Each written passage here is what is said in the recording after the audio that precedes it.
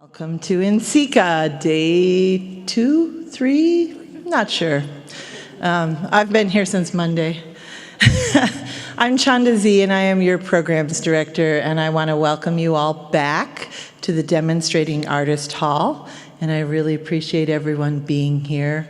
I am really grateful, and I'm still living with Rose's words from Wednesday night about the gift that we all have here being together. And I'm really excited to once again introduce two of our demonstrating artists today. We have with us ceramic artist Beth Lo, who makes word about family, culture, and language. Her Good Children vessels and sculptures garnered her fellowships from United States Artists and the National Endowment for the Arts. She taught ceramics at the University of Montana from 1985 to 2016, and is also a children's book illustrator and professional bass player. Yeah. And with Beth today, we have Natasha Smoke Santiago. Natasha is a Turtle Clan woman of the Haudenosaunee, or people of the Longhouse, also known as the Iroquois Confederacy. Natasha resides within the territory of the Akwesasne, and she works in many mediums, including acrylics, paint, clay, and more. Heavily influenced by her heritage, Santiago's focal point in the arts has mainly been works with clay, creating traditional Mohawk pottery, pipe making, and sculpture. So before you give them a warm welcome, I also want to ask all of you, if you have a question for Beth or Natasha, could you please step to one of these microphones that are in the aisles? We are recording this because these are our people, right? These are our featured folks that are sharing their techniques, and we're recording this. So if you don't step to the microphone, all we're going to have is the answer. We're not going to have the questions you ask. So please join me now in giving a warm welcome to Natasha and Beth.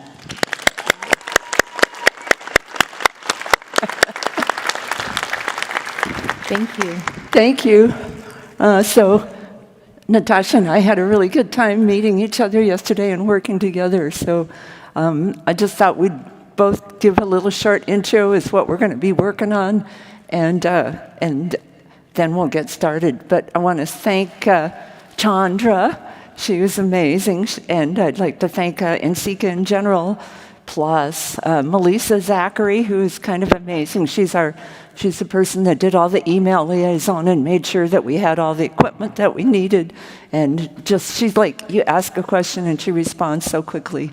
And I want to thank all the volunteers and my assistant, Lee Sturmans, who's helping out. He's from Missoula. And we didn't bring his cup up to show, but I'll bring a piece of his out so you can see what kind of work he does.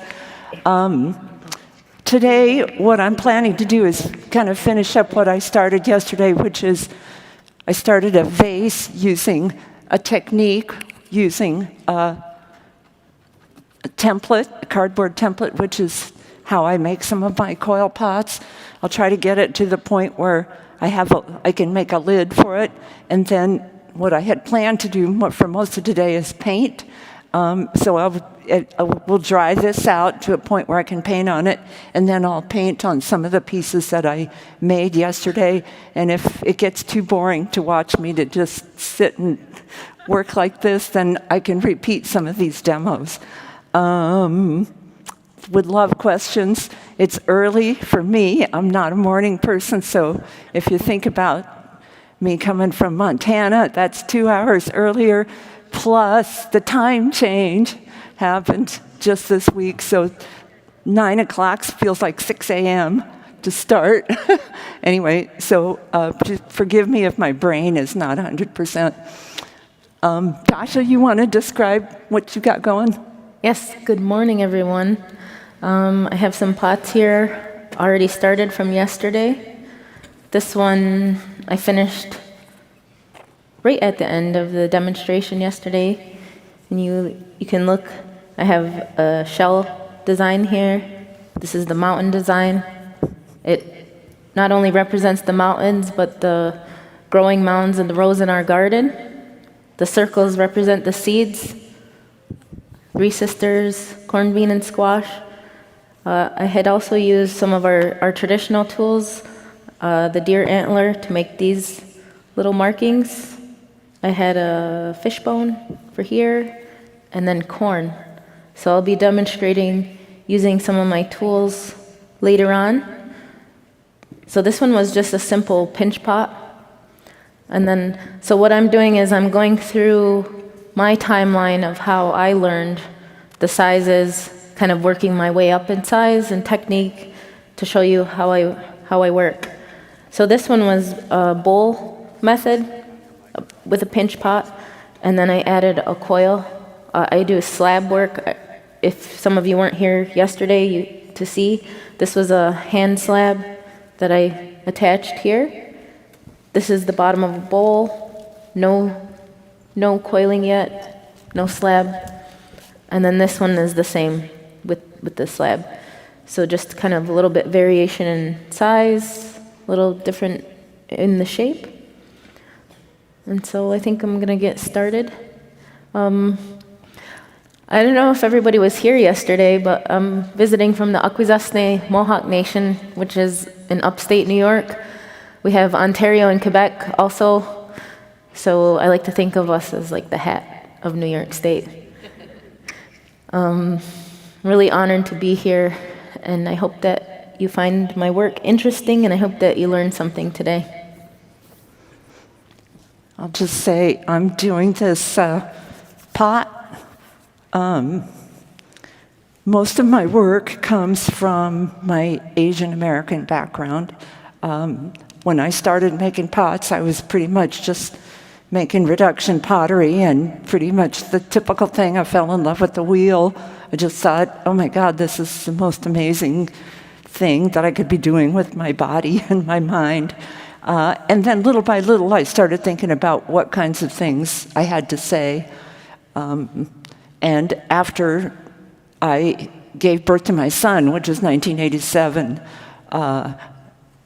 I started realizing that I needed to work more directly with my feelings, and that changed my content towards working with things, issues about how to raise a child. I started this whole series called the Good Children series. I started thinking about my parents. It started to occur to me that I was passing on something. I became much more interested in parenting in general, and respecting what my parents had gone through to get to the United States. When I was little, I used to sort of deny my heritage, and as I got older, I became more willing to accept it and find interest in it and find resource and find my tribe through my Asian American background. So all that said, what I'm trying to get to about this pot is that as I became more and more interested in Asian issues and Asian American issues, I started thinking a lot about the balances between Eastern and Western cultures, and about how my particular specific individual thing that I had to say had to do with not belonging to any one side. Definitely didn't fit in with the people, friends of my parents who were directly immigrated from China, and I didn't really fit in with the cheerleaders in the high school. The two dichotomies. So where I fit in, there was this wonderful place called Chinese Family Camp, which was where a lot of our parents took us kids, assuming that we would find somebody to marry.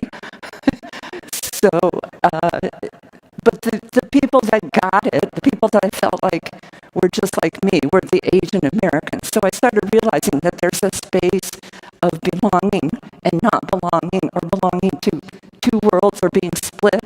So a lot of my work is about the two divisions of culture, the Western culture and the traditional culture that I inherited, both of which have a lot to offer.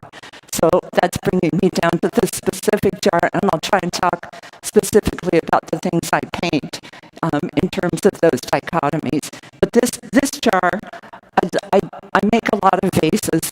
Vases, as this whole conference is about I contain multitudes. Vessels can be so evocative and have so many different meanings and so many different references. And so when I started making vases, I thought not only about the fact that they could be functional, but also that they could be metaphorical, and that I was interested in the classical shapes from China. But some of the shapes of China, they're very severe. I don't know if you've seen some of them. They're just so exaggerated. There's an aspect of Chinese art that's very formal. But one of the types of jars that I like is the ginger jar. And the ginger jar is from earliest ginger jars, I think, are like 200 BC in the Qing Dynasty. And it was for storing ginger. And it's this classic shape, pretty full-bellied around with a lid. And as there became more contact with the West, there was exchange and sales, and the ginger was for sale in Western countries, and it usually had double happiness written in kind of blocky, almost like advertising font. So I'm going to use the ginger jar shape and work with it in terms of identity and sort of a popular culture take on it. So that's what I hope to work on for this particular piece. Okay. Hi, Beth. Be Can I ask quiet. a question really quick? Oh, hi. Hi, sorry. You were talking about being split culture as like an Asian American. Yes. And I guess my question for you is whether or not you feel, I mean, for both of you really, is whether or not you feel like you can lose one's culture. I'm adopted, so I never knew my birth parents. My parents were actually white and Jewish, so I never, I was raised Jewish, and I felt very connected to that culture until I became race conscious in about like elementary school, because people would make fun of me for not being white. But I don't have any way to have a direct link to like the culture of my origin. I really like a lot of the Chinese traditional pottery, severe as it is sometimes, right? And in a weird way, I sometimes feel like I'm appropriating Chinese culture when I do it, even though I'm Chinese. I totally get it. And that whole thing about what's fair to use. And, well, first to get back to your point about whether you can lose your culture. I think you can deny it, you can lose it, you can ignore it. There's all kinds of ways to do that. And I think if you want to embrace it, sometimes you have to work at it a little bit. And sometimes it's forced. I think sometimes it's a little forced. And one of my first, that coil, one of the first difficult conversations I had with the gallery was when I showed some of my work, and she said, this was Dorothy Weiss Gallery. I don't know if any of you remember that, but Dorothy Weiss looked at my work and said, this is too easy. It's too easy for you to just appropriate Chinese culture and use it. It's too obvious. And so I thought about that, and I decided I didn't agree with it, but that I also agreed with it to the sense that I could go deeper.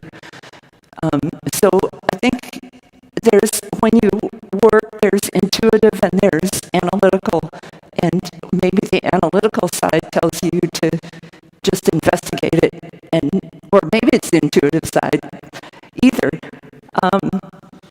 I think you can work at it. A couple other things is how we look is kind of important, and even when I've heard that when some adoptive agencies, even when there's white parents that are adopting, they try to match the face because you want to see something that you're comfortable with. And so little fat face or skinny face or whatever, even with non-Asian faces, they try to do something to make people feel comfortable. And I know when I go to places and I see Asian faces, I'm attracted to them. Or on TV, I see an Asian athlete and I go, oh, I like that one.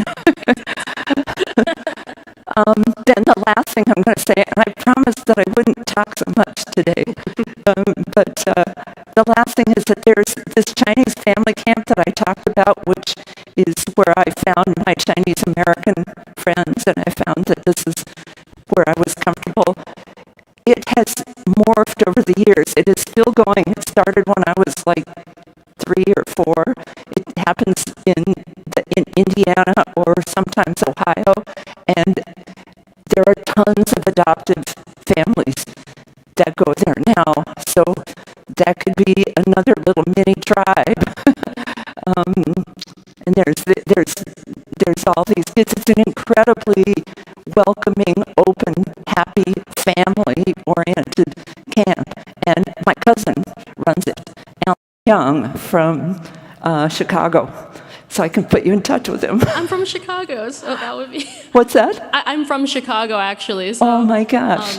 I will say before I step down that, I've been accused of being like not authentically Chinese by some international students before. Like, you're not a real Chinese person, you're not authentic. And I'm trying to find my authenticity recently in the fact that, like, it is authentic to be the byproduct of the one-child law. I'm not alone. Yeah. There are so many, and it was a cultural fact that the government limited people to one child and put all those restrictive forces on them, and the fact that, I very well could have come from a family who wanted me. Yeah. And I think that is authentic. And Absolutely. trying to pursue that a little bit. Yeah. And I mean, for me, I tend to draw from my personal experience, and it's worked out for me well. It's comfortable. It's a comfortable place because I know it so well. So maybe that'll work for you. Thank you so much. Thank you. I have a question for Natasha. Hi. Hi. I'm fascinated by the work that you're doing right now, and if you could talk a little bit about the meaning of the type of decoration you're doing, I'd be really interested to hear. Thank you. So right now, I'm putting on the points, which are referred to as castellations. If you're an archaeologist, you'll call them castellations. And I'm also going to be putting on what they call reed and ladder. That's what I'm working on right now. It's not a ladder, and the reason they called it that was that we used reeds to make the markings, and they thought that it looked like a ladder, but it's our corn. So I'm going to be making a corn pot right now. I'm going to put the corn on. So you see, I made my cuts, and I'm going to recycle the pieces here. I've scored them on the back, and I've lined them up. And I'm just going to put some water in there.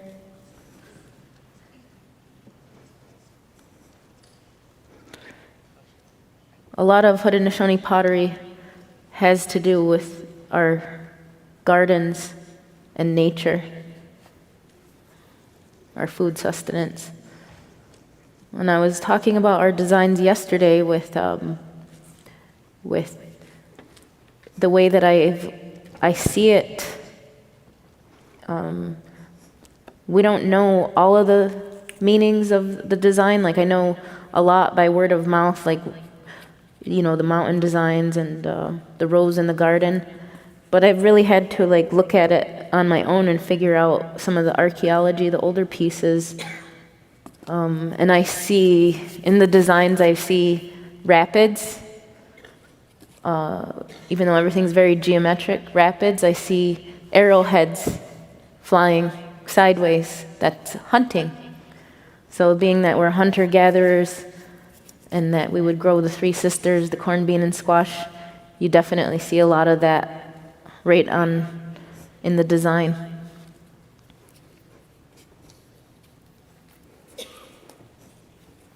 You should all go to the Weston, I think, I forget what the center is called, but the Ensika National, and see Natasha's work in person, because, first of all, the scale of the pieces there is really impressive. And it's just amazing to see the fired product and the surfaces that are created from the smoke. And to see the markings are so careful and so precise. They really hold a lot of integrity and beauty. So we were lucky. We just ran into each other yesterday at the gallery. We didn't know each other were going to be there. And I started saying, look, there's some Natasha's pots. And she's like right there. She was talking, and I said, I hear you talking about me. I came over, and Yeah, it was nice. it was really nice. Yes. Well, you should also see her work. It's beautiful. It's there, It's a too. really nice setup if you could make it over. It's the Weston Art Gallery at the Arnoff. Is it Arnoff? Is it Center? Aronhoff? Yeah, I just Yeah. can't remember. Yeah. Yeah, definitely. And there's a reception this evening. I believe it starts at 6. Yeah, and a lot of the artists will be there, of course. So. So if you can make it, definitely stop by and come say hello, check out all of the work, all the beautiful work.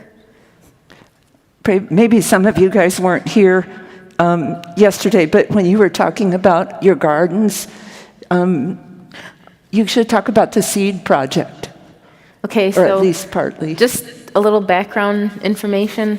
Haudenosaunee pottery hasn't been kind of used since the late 1600s, early 1700s, when my ancestors encountered the Dutch and the French during the fur trade.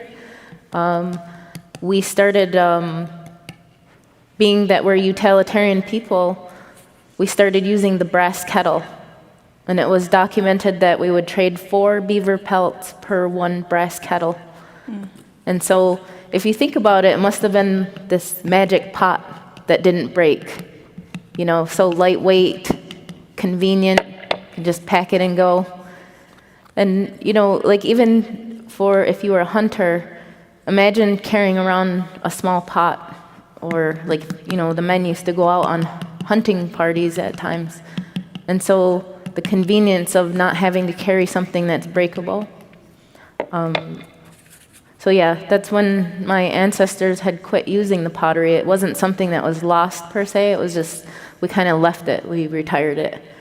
And so right now, across all Haudenosaunee territory, I believe there's less than 10 traditional potters, and only 2 of us are women. And I'm proud to say that I helped teach the other woman. And I'm always looking to learn as much as possible, whether it be from studying the archives and archaeology, speaking with elders. I've picked up a lot of information, you know, because a lot of my culture is oral tradition. Everything's by word of mouth, a lot of storytelling. And so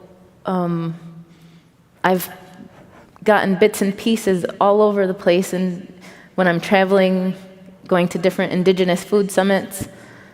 And so I like to think of what I do as like, I have these bits and pieces of the pottery, and I'm gathering it to make the pot whole again. And so with that, I've grown over time, and it seems like more doors keep opening, and I get more and more into it, to where we started cooking in the pots, and now I have this big dream to start storing our food, because I'm a seed keeper of our heirloom seeds, and I want to kind of try out some of the old ways that I've heard about, which is burying the pots beneath the frost line, because, you know, I'm from a really cold place, and our people used to have food cache banks, like hidden food. We would hide the food, but also, you know, keeping it under the ground, it keeps it at the right temperature. And also, at times, the longhouses had a root cellar that in the wintertime where they could just go in. It was buried into the ground. So my point is that we're going to be having a garden this summer. We're going to grow our seeds, we're going to harvest them, dry them, and then we're going to implement them into the pottery, store them in the pottery, and try out the old ways. And it's the first time that anyone has done it since way back when. So I'm very proud, I'm very excited, And that is something that I've been planning with the Everson. They're my partner, the Everson Museum of Art and Design in Syracuse. I'm a recipient of a grant called Creative Rebuilds New York. They had a call out to all artists across New York State, and only 300 projects were awarded. So I'm really proud to say that we were the recipient of one of those awards. So I'll be working with the Everson for 2 years. I have about a year and a half left. I'm very excited. And so that's one of the projects that we'll be working on this summer. Did you have a question? Hey, good morning. Thank you for being here. Congratulations. This is amazing. And I feel that your passion for your art is certainly contagious.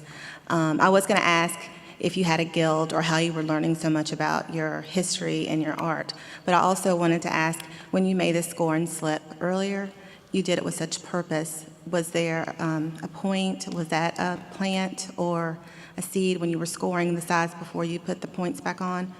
Before you put the cuts back on? You scored it so nicely and precisely. Was there... Oh, I just like to make it line up. Okay.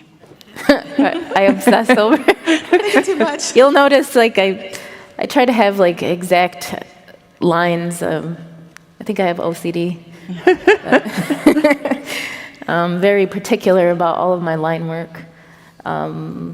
Did you ask about a kiln? A guild, like, you answered the question part way. I wanted to know, like, how did you find out so much about your heritage and the art from your heritage or from your family, your past? I was fortunate to grow up in a family that has our culture and language intact. So I grew up with it. It wasn't something that was gone. I was immersed in our ceremonies, our songs, our dances. I heard the language, but unfortunately I wasn't taught fluently, and that is a result of, residential schools. My great-grandmother, my grandmother's mother was in the mush hole in Six Nations. She's from Brantford, Ontario, Mohawk Turtle Clan. And so her language was taken from her. And then also my grandfather was in a day school. Mohawk language was his first language. And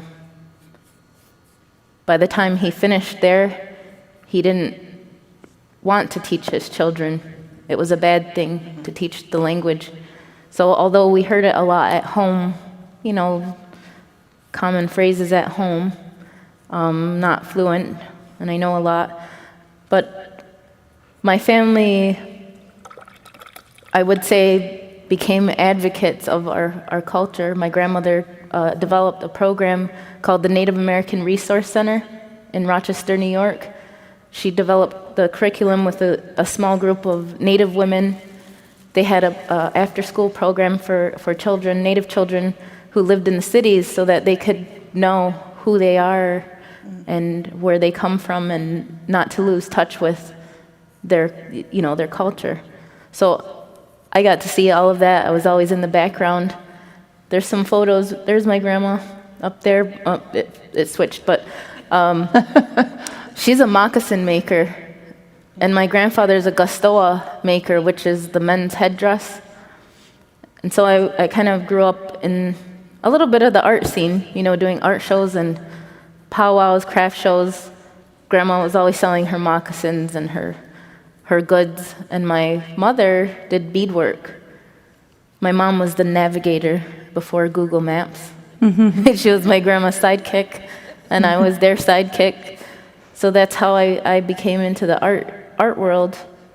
And I started off with painting. My mom said I started painting when I was 3 years old, and then I just kept up with it. And then pretty soon I started selling little pieces of artwork on their table. Then it evolved into business cards, paintings. And then by the time I was 18, I realized at one of our art shows that I had taken over half my mom's table. And I kept saying, do you have a pen? Do you have this? Do you have that? I was borrowing things. And I thought, I realized that I was going to continue being an artist for the rest of my life. So I started investing in my own tables, my own Easy Up, and started doing shows on my own. With the pottery, I learned the pottery when I was 17 years old. There was a local artist potter who had put on the pottery workshop. He had basically gone out to Santa Fe and studied with the Pueblos and learned their traditional ways. He brought it home to Akwesasne and applied it to our clay and our designs, and then he had this class. And one of the things that kind of stuck with me was that he told the group that he didn't want to be the only Mohawk potter, and that it was our responsibility. He hopes that one of us or some of us carry on the tradition. Now, I didn't do anything with the pottery right away for about 3 years.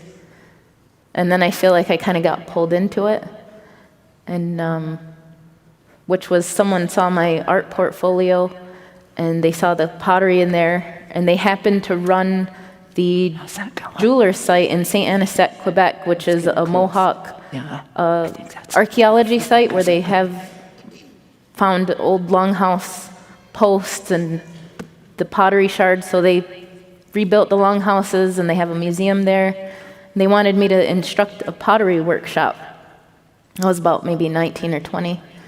And I was really afraid, but I agreed. And it was just me and a bag of clay and some skewers. There was also a gentleman who was the translator, because they speak mostly French there. He was wonderful, big help. And so I started studying the archives, and then I started studying in museums, and I couldn't get enough. I just loved it. I love the little pottery shards and little pieces. It's just a little glimpse. You don't see the whole pot.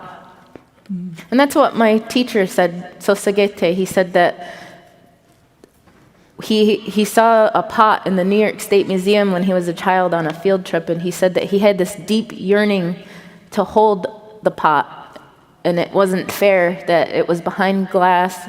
It belonged to his people, and he couldn't hold it. He couldn't touch it. And that's where his passion came to, bringing him out west, and then, bringing it home and then revitalizing it. And there are other Haudenosaunee potters, but in terms of like the traditional methods, like what I learned from Sosagete, there's really not, that wasn't there. So I do feel this large sense of responsibility, and it's an honor to know what I've picked up here and there, and what I like to share. I like to share wherever I go. I love to travel, meet new folks, and learn about their cultures and their traditions, and kind of see similarities too. I have a question, Tasha. In your statement, you talked about your tribe as matrilineal or Yes, matrilineal. So I'm wondering what that meant and what the different roles are for men and women. And also, you said that there are some male potters and only one other female potters. And I know some cultures, certain parts of pottery are separated off into male and female roles. I was wondering what the situation was with your culture. Matrilineal means that, for my culture, means that you get your clan from your mother. There's 9 different animal clans in the Haudenosaunee Confederacy. The Haudenosaunee Confederacy is the Mohawk, Oneida, Onondaga, Cayuga, Seneca, and the Tuscaroras. And we're known as the Iroquois, but we don't call ourselves that. So there's 9 clans. I'm Turtle Clan, and you get your clan from your mother. And so that's your family, that's your bloodline. But also, so you don't ever marry the same clan. You don't? No. No way. That's your family across the board. So that's a no-no. So for instance, my grandmother's Turtle Clan, her mother was Turtle Clan, and so on. And my grandfather was Bear Clan. So that would we were all right. things. Yeah. But in terms of the pottery, I've been told that only the women made the pots, but I don't think so. I don't believe that. They have, they find little, they found like a pipe with no hole that like a child had made. It had little tiny fingerprints. Wow. So I don't think a mom would stop any of their children from learning. And then also, you know, if you were a hunter that was male and you needed something like a pot, I'm sure you could make it up really quickly. Yeah. You know, it was a way of life, and it was the pots were so important, not only to cook the food, gather your water, but the food storage, and they were used as storage vessels. They would hang them on the longhouse rafters. We didn't have lids, so I like to think that we used leather, and then we would tie the leather or bark twine around the outside to hang it. They were buried, so there was a lot of different uses for the pots. I don't know if I answered all of the questions. You did. Thanks. Yeah. I was thinking about the marriage thing, because in my parents' generation, there were still arranged marriages in China, and my parents, they didn't have that. My parents were lucky enough to have chosen each other, but their best friends, Uncle and Auntie Shu, their marriage was arranged, and Auntie Shu hated Uncle Shu when she first met him, and it's a really tough thing. So, but I think I'm good. But it's interesting to think about how those kinds of things evolve and what it means for their culture. I guess I didn't have a real segue for that, except for that. I wanted to share something that kind of sparked in my mind when you were asking about some of the roles. In our culture, the women were, you know, everyone was equal, and everyone had a role. You know, being that we lived as a community, and we helped one another. Something interesting that I could share is that, you know, some of you may already know this, but the government, the United States, based their democracy off of the Haudenosaunee way of life. And we taught the military how to march, and also the eagle became very important symbol in America because it was important to us. The eagle is the one that watches out and protects us, and they warn us if there's danger coming. So just some of the things that are in your own history of America that you maybe don't hear about all the time. You know, even the arrows that are in the eagle's talons on the dollar bill, that's symbolic. You know, if you break one arrow, it's weak. If you have several arrows, that's us together. You know, the Haudenosaunee, we're strong together. We're weak if we're fighting and we're not united. Unity, one mind. A lot of our ways are about giving thanks and being grateful and sharing that unity. One dish, one spoon. You might hear that sometimes too. But we're all about the better of the people as a whole.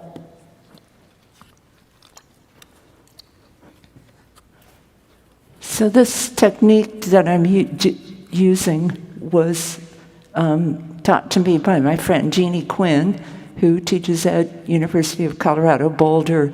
And she taught this to me probably 20 years ago, and I didn't really start using it until I started making this vase series again and started thinking about work in the form. But I will have to say, I'm just learning a little bit more about getting it right, and I will sure form this down some more because I do want to draw on it. So I'll just let that set up a little bit more. It's sort of hard to think about talking and not repeating what you said yesterday or saying it in a different way. Yes, I agree. I think it should only be one day. And then you'll remember something right after you were talking about it. Like, I should have said this I should have as well. said that, yeah. Oh, Well, so maybe. Go I ahead. wanna Is there a add question? No. that also the women's rights suffrage movement, those women were inspired by the Seneca women. They saw that they saw it as power, but it was equality, and that we had a balance, and we shared, and we respected each other, and no one was elevated above anyone. So that's where that came from. They were inspired by the Seneca Nation, the women, the Haudenosaunee women, and they were quite involved in that as well. I have a question for Natasha. Can you talk a little bit about the smoke firing process and technique as compared to pit firing? Like specifically with your smoke firings, do you cover it at all, or is it just surrounded? And can you talk a little bit about that? Thanks. Yes. So, although I do know how to pit fire, it's not my favorite. I find there tends to be a lot of loss in the pit firing, or uneven. It might be fired on one side of the pot more than the other. So I prefer to have my pieces bisque fired first. That way it's a good, strong, even firing. And then I do outdoor smoking, which consists of, I like to use cedar the very most, like the greens. Some white pine once in a while, although I prefer the cedar because it has more of a variation of marbling in color, whereas the pine tends to be really white or really black. It's beautiful, but I find the markings of the cedar more interesting. And so I do use those materials the very most. I like to use pet bedding pine. So I make a bed of the pine shavings, then I wrap my greens, and then I put the shavings on top. And I usually try to light it in a manner, it's all open. I try to light it at the top and central, or equally around the sides, and then it goes up. And then I watch it, and I have gloves that I'll pull my stuff out either when it's done, or if it's getting too hot, then, I might yank it out. I don't want any hairlines in my work. That's always the scariest when you hear that ting, especially with the larger pots, that's the worst. But I try to avoid that. And with my largest vessel so far, it's 17 inches high. It's at the Weston, if you want to take a look at it. But that one, I really babied that in the firing. When I did fire it, I was able to use kiln furniture and bricks, and I built a box, Let's just heat that up. a very tight box around the large vessel, but I didn't have pieces high enough, so then I stacked them this way, and then I went up over. I filled it with the pine and all the cedar, and then I laid the kiln furniture on top. So I tried to cut off as much oxygen as possible, and I had it going very slowly, and it took me all day. It took me all afternoon. So you can have really fast smoking, and be done in an hour, hour and a half. Or if it's the larger vessels, you should definitely try to take your time, especially if you don't want those hairlines. So I'm still learning. I'm trying to grow larger vessels. I really struggle to do the larger sizes I get so long with the coil or the slab that I've had to throw them over my shoulder, have it on my arm, and then I have another piece over here, so I'm trying to, flop it up and get it going without kinking it, or especially if it's a slab. So it's been quite a challenge. It's been frustrating, but it's worth all of the struggles, to learn and really understand everything and what's the best way, what's the way of doing things. So, yeah. I saw Tasha several times across the room carrying something really heavy on your shoulder. So that must be a comfortable way for you to carry your clay around. Yeah, I brought about 20 pounds the other day, and everybody was looking at me as I was walking down the hall carrying it on my shoulder. Yeah. And then yesterday, I have a big hood on my jacket, and I threw another 20 pounds on the back. And I was walking around with her plastic poking out. And everybody's looking at me. Yeah. Okay, so I'm going to talk a little bit about painting. So I made these plates yesterday, and I usually there's just so much to say. I'm not as organized today. I'll back up and say I'm on drugs because I have really bad tremor. It's inherited. I got it from my dad's part of the family. My sister has it. And so just this winter, I talked to my doctor, and she told me to try Inderal, which is a beta blocker, and it's been around for a really long time, and it helps with performance anxiety, and it helps specifically with tremor. So over the years, I've always drawn.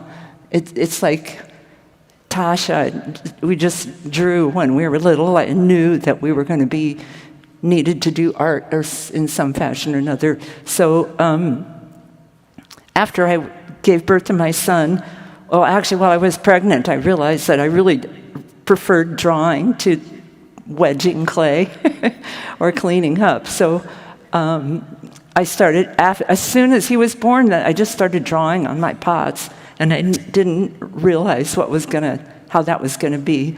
But I started drawing pictures of babies even before he was born, and then pretty soon it turned into this whole series called the Good Children series, which is basically about how to raise a child, because I found parenting baffling, and I certainly was sleep deprived, and so I thought a lot about how my parents raised me and what aspects of Asianness were being carried through, and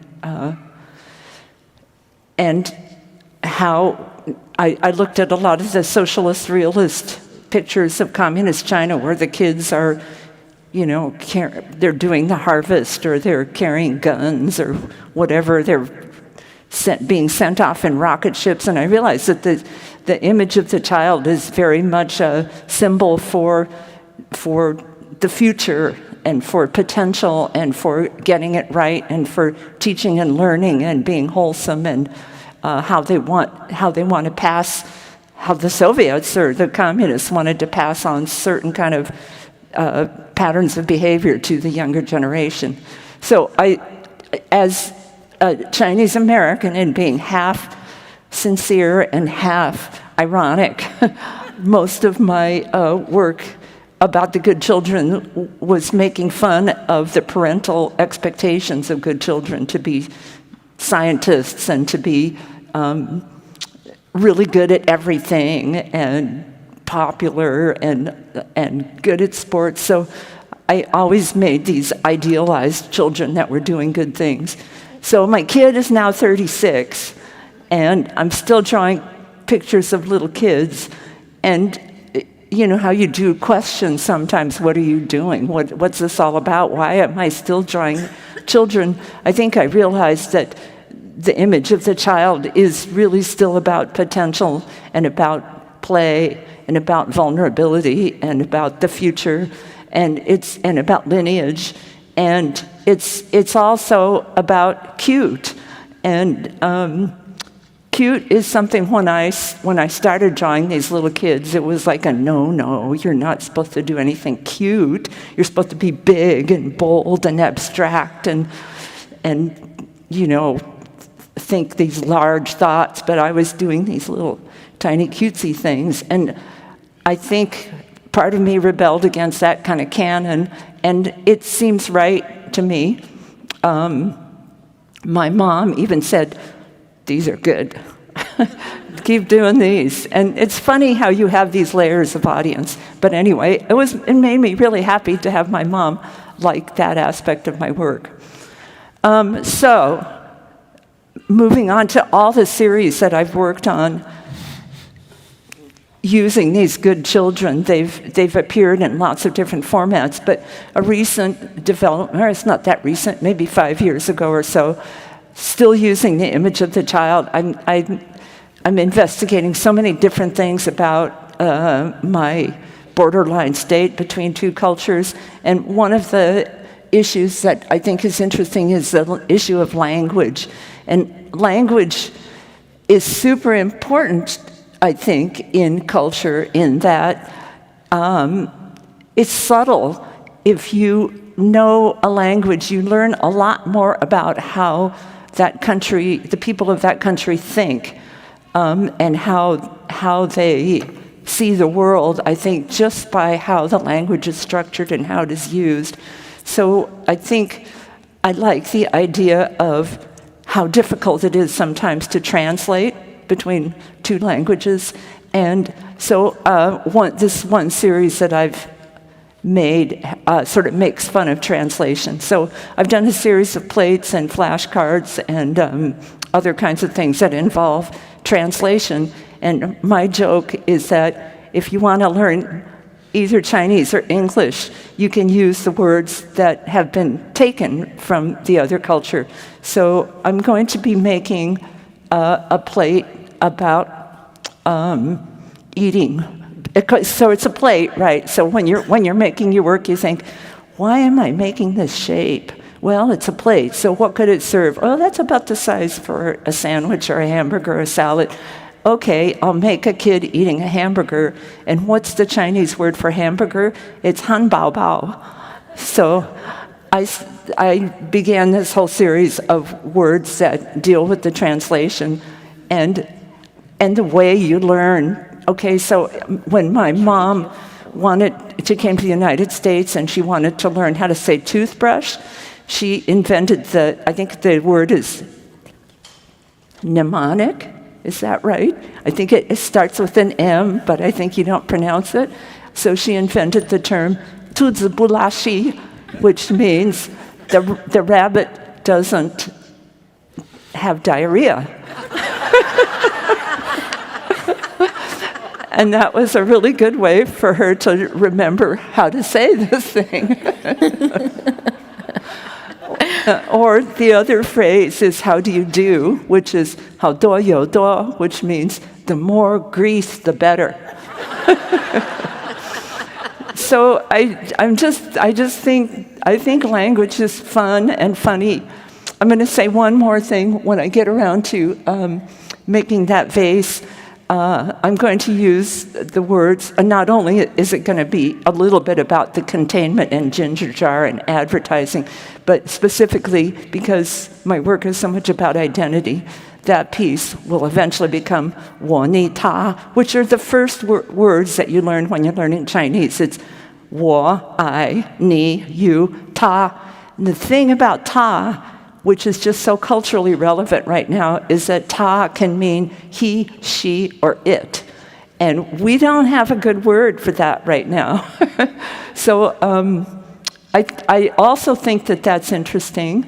And I tried to think, well, what does that say about the culture?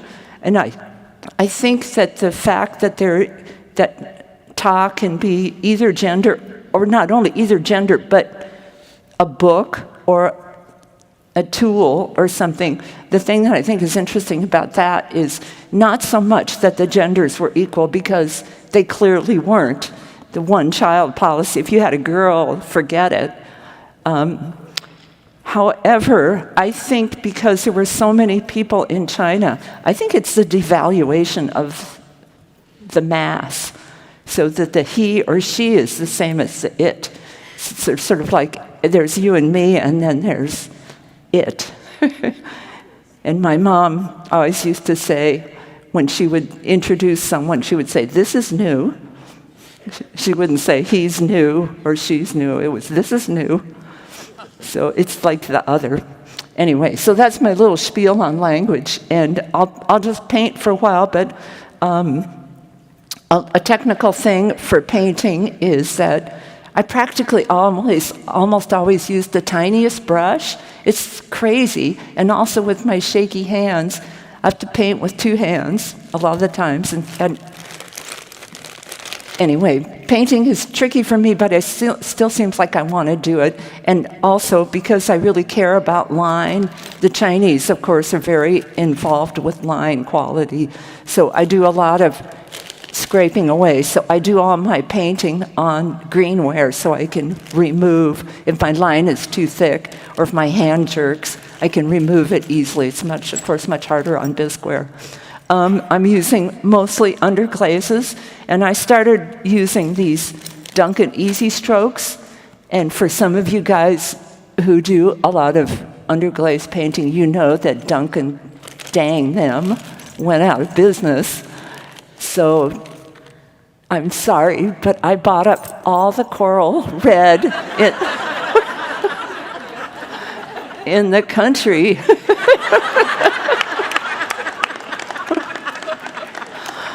And the coral red, when you look at the vase in the piece at the Weston Museum, everybody goes, "Oh, I love that color. How do you get it?" Because you know copper reds, you know how difficult reds are.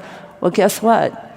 That's coral red, straight out of the bottle, only overfired. So that's how that gets that color and that surface. But it's so easy, I'm sort of embarrassed.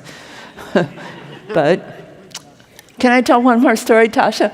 Oh, yes, I'm enjoying it. So the only other story I have is, of course, so I taught for 30 years, and I was the only one. I was the main person in the ceramics department for a long time at University of Montana, so it fell to me to teach the glaze calculation class.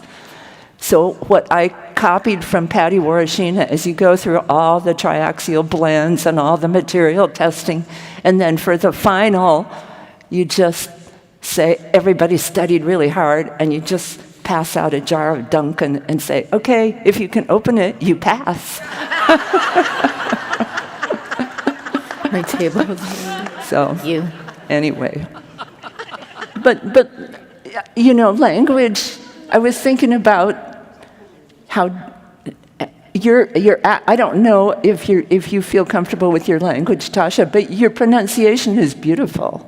Oh, thank you. It's wonderful to hear. And I'm not that good either with Chinese. I'm definitely a baby talk Chinese person. Oh, I know a lot of words.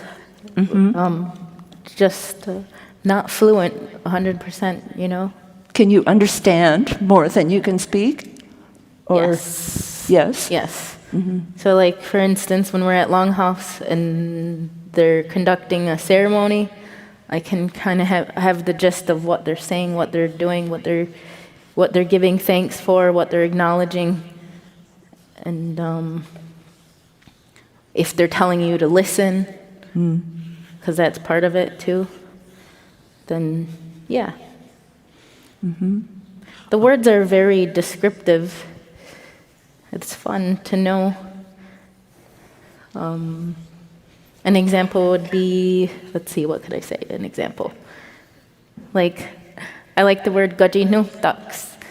It's a monkey, but it really means a bug picker. Or Skawiloane is a turkey, and it really means it's a crybaby. That sound that it makes. Oh, that's great. Yeah, very descriptive words. And we also have words like you were talking about that are, her, him, that group of them over there, or all of them. Aguego means all of us. Aguego aska dadawat wenuni.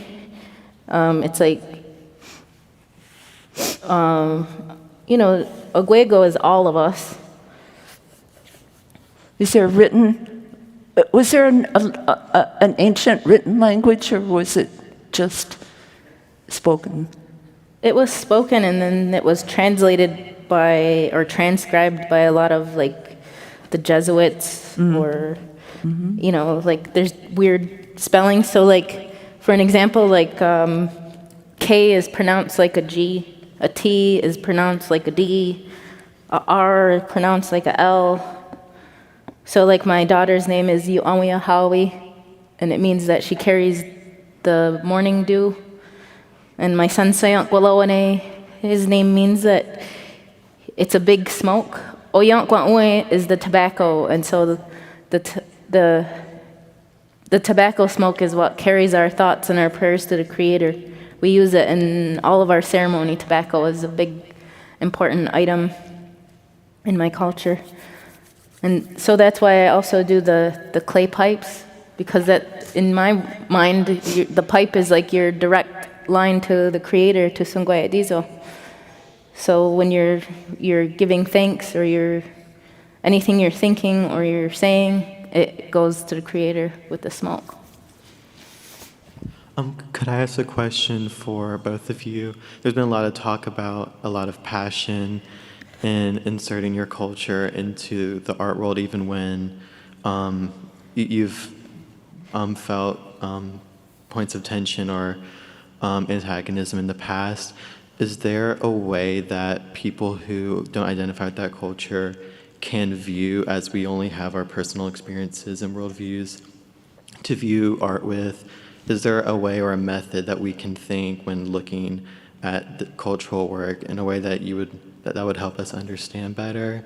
Or are there frustrations with how people have viewed work in the past that that can cause frustration? Well, I don't know if this is exactly what you're asking, but one of the struggles that I've had throughout my whole life is my last name. Smoke Santiago, I have two last names. And Smoke's my mom's last name, and Santiago is my dad's last name. My dad's family is from Puerto Rico, and he says that they're Taino, the indigenous people of Puerto Rico. But then I've been told that there's no such thing anymore, that they were all murdered, through colonization. But I don't believe that. I've been there, and I've seen a lot of people who look like me, and they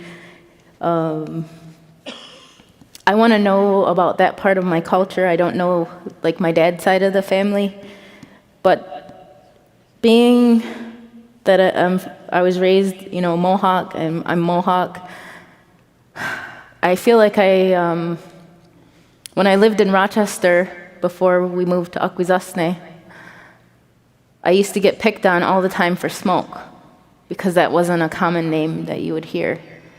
And so when we moved home to the reservation, I thought that I was finally going to fit in. I was so happy. I'm going to go be with my people, and they're going to love me, and they're going to accept me, and I'm going to fit in. And I didn't, because of Santiago. They're like, nobody else has that name. And so I got made fun of quite a bit in school, very awful. And I had to fight to be accepted into the community. And that was really hard for me. I felt alone for a long time. And my artwork was my escape, my place where I felt happy. And all kinds of good feelings. But I would get it from my own people. I would get it at art shows. I get it all the time. Some people are really rude. They'll say, Santiago, that's not Indian. You know, as though I had a choice in who I am. And why do I have to prove to anyone how Indian I am, how much Native? Who in the world has to ever prove their blood quantum besides us? And that we're federally recognized, and I have identification to say that I'm a real Native person in Canada and the U.S. I don't want that. I have that, and I'm, grateful that in some ways that some people don't have that and some people want that, but I also don't like parts of it. For instance,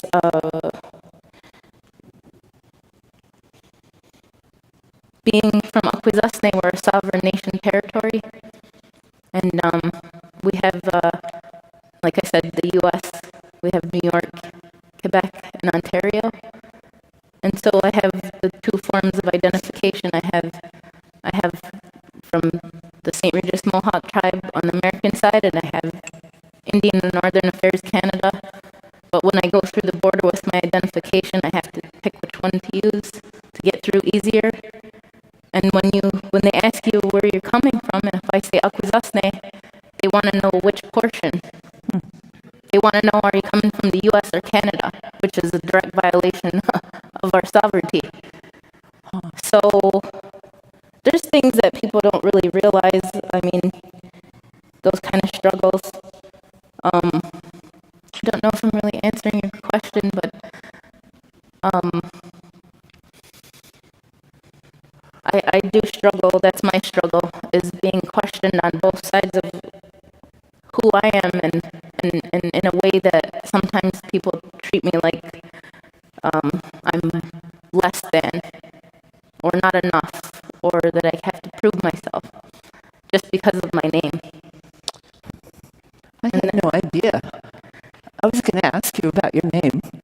I was going to ask you if there was any choice in your name. I didn't realize that there's from the two parents. Yeah, my mom and my dad weren't married, and my mom was going to name me Smoke, and then my dad begged her to add his name on. So she did, and so I have an interesting conversation. Some people are genuinely interested. Don't get me wrong. It is a cool last name. And it's different, and I'm the only one who has those two last names in that combination together. It's a beautiful name, and it's so appropriate for your work. Yeah, a lot of people get a kick out of smoke with smoke, Yeah. That's fun. Yeah, I hope that's not too heavy, the stuff I shared with you. It's just something that was my struggle growing up, and that I've had to overcome and find my own comfort and my own, however I manage my feelings about that. I wasn't sure exactly what your question referred to. It's from my understanding, you were more talking about how can you, as a non-Asian or non-Native person, understand our culture, a culture that's not foreign, that's foreign to you. Is that correct? Or more how to view, because because I can't understand to a certain extent, and when I have that ignorance within me, how can I view your work with that ignorance still present, if that makes sense? I think you view it from where you come from, and I think it's totally legitimate and wonderful for you to take as much as you can gain from what we present, and hopefully it's open and has that feeling of learning for you.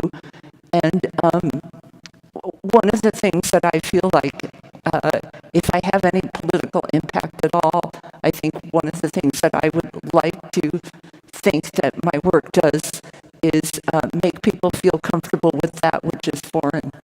So that because of the humor maybe in some of my work and because of the multicultural aspect that I'm saying, you can't understand this Chinese text, but just look at it and you'll get something from it.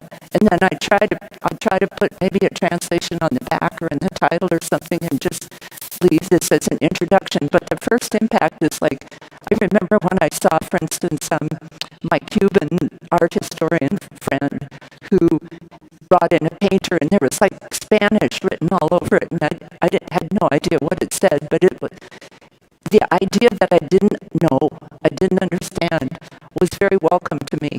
It was like, oh yeah, this is foreign. And it's not that it's like that Oriental exoticism. It's just that it's different and it exists out there outside of me. And you nod and say, yeah, that's good. And we're not afraid of it and we're not down on it. It's just there. I think the other little aspect that I'm always interested in is cultural appropriation. And we talked about this a little bit yesterday, that I think both of us feel like it's better to present and let people borrow and learn than it is to be territorial about it. So if you, I mean, okay, there's a little bit of me that goes, don't put that chop on your work, that's not Chinese. Or you're not quite using it right, or just everybody's making a love tattoo on their arm or something. You know, there's a little bit of that you kind of go, but I'd rather have that than have it be shut down. Or because if you take that to an extreme, it's like, you can't cook Chinese. That's not okay, because that's my culture. So I think you have to err on the side of being more open and sharing and about teaching and learning than about ownership. So I don't know. Does that get at it? Thank you. You're welcome. Yeah, yesterday I did mention how one of my elders, I've heard him say that it's important to share and so that things will continue to go through life, such as like a recipe, right? If I hoard a recipe, it's so good, everybody loves it, but I just want to hoard it to myself, it dies with me, you know, rather than sharing is caring, you know, share. But I do, you know, understand things like ceremonial sacredness, like at home. That's not something that's personal, that's like private. But everything else, like sharing the pottery, you know, it's good to share, I think. Here's a little thing about the way I draw. So my abstraction is always these huge, the heads are really big, the hands are really tiny. And some of it is the hands being really tiny, to me, captures that feeling of vulnerability and innocence a little bit. Their agency in the world is small because their hands are small. I think that's kind of what that's saying. But two things. When I paint, I usually paint the head first, and then I paint the hands next. And I belong to a figure drawing group, so we practice drawing all the time. And even though they're cartoony, I feel like there's certain things that I want to get right. And one of them is the gesture of the hands, because I feel like the gesture of the hands is very descriptive in terms of how the human meets the world and what they're doing. And if I can get a little bit of realism there, I feel like it carries over to all the abstraction that I do of the figure. And another little trivia bit is that one of my heroes in art is Fernando Botero of Colombia. Do you know his work? The figures are, there's a lot of figures that are fat and bureaucratic, or they're just oversized, you know. They're just, everything is chubby. His fruit bowls are chubby. Everything has this kind of bloated look, and I think it's a commentary for him on excess to a certain extent. But you also, I did read an interview with him where he said, somebody asked him, why do you paint everybody so fat? And he goes, they're not fat. And that's how they look to him. And I feel like this is how people or kids or myself look to me. Because after a while, it just feels very normal to me to have these outsized heads and little tiny hands. So far you can see the hamburger. Yeah, you guys can all see. I mean, they said, don't pick it up and show it, just work, and the cameras will catch it. So, okay, good. So I usually try to, so we'll put ketchup and mustard on the table just to make sure people know it's a hamburger. This is underglaze. This is Amico, and this black is great. This is, I think, the black and the jet black, I've never figured out if there's any difference. I just use whatever's handy. I almost always use a plate or some kind of palette, because if you just go straight here, you can't control how much is on your brush.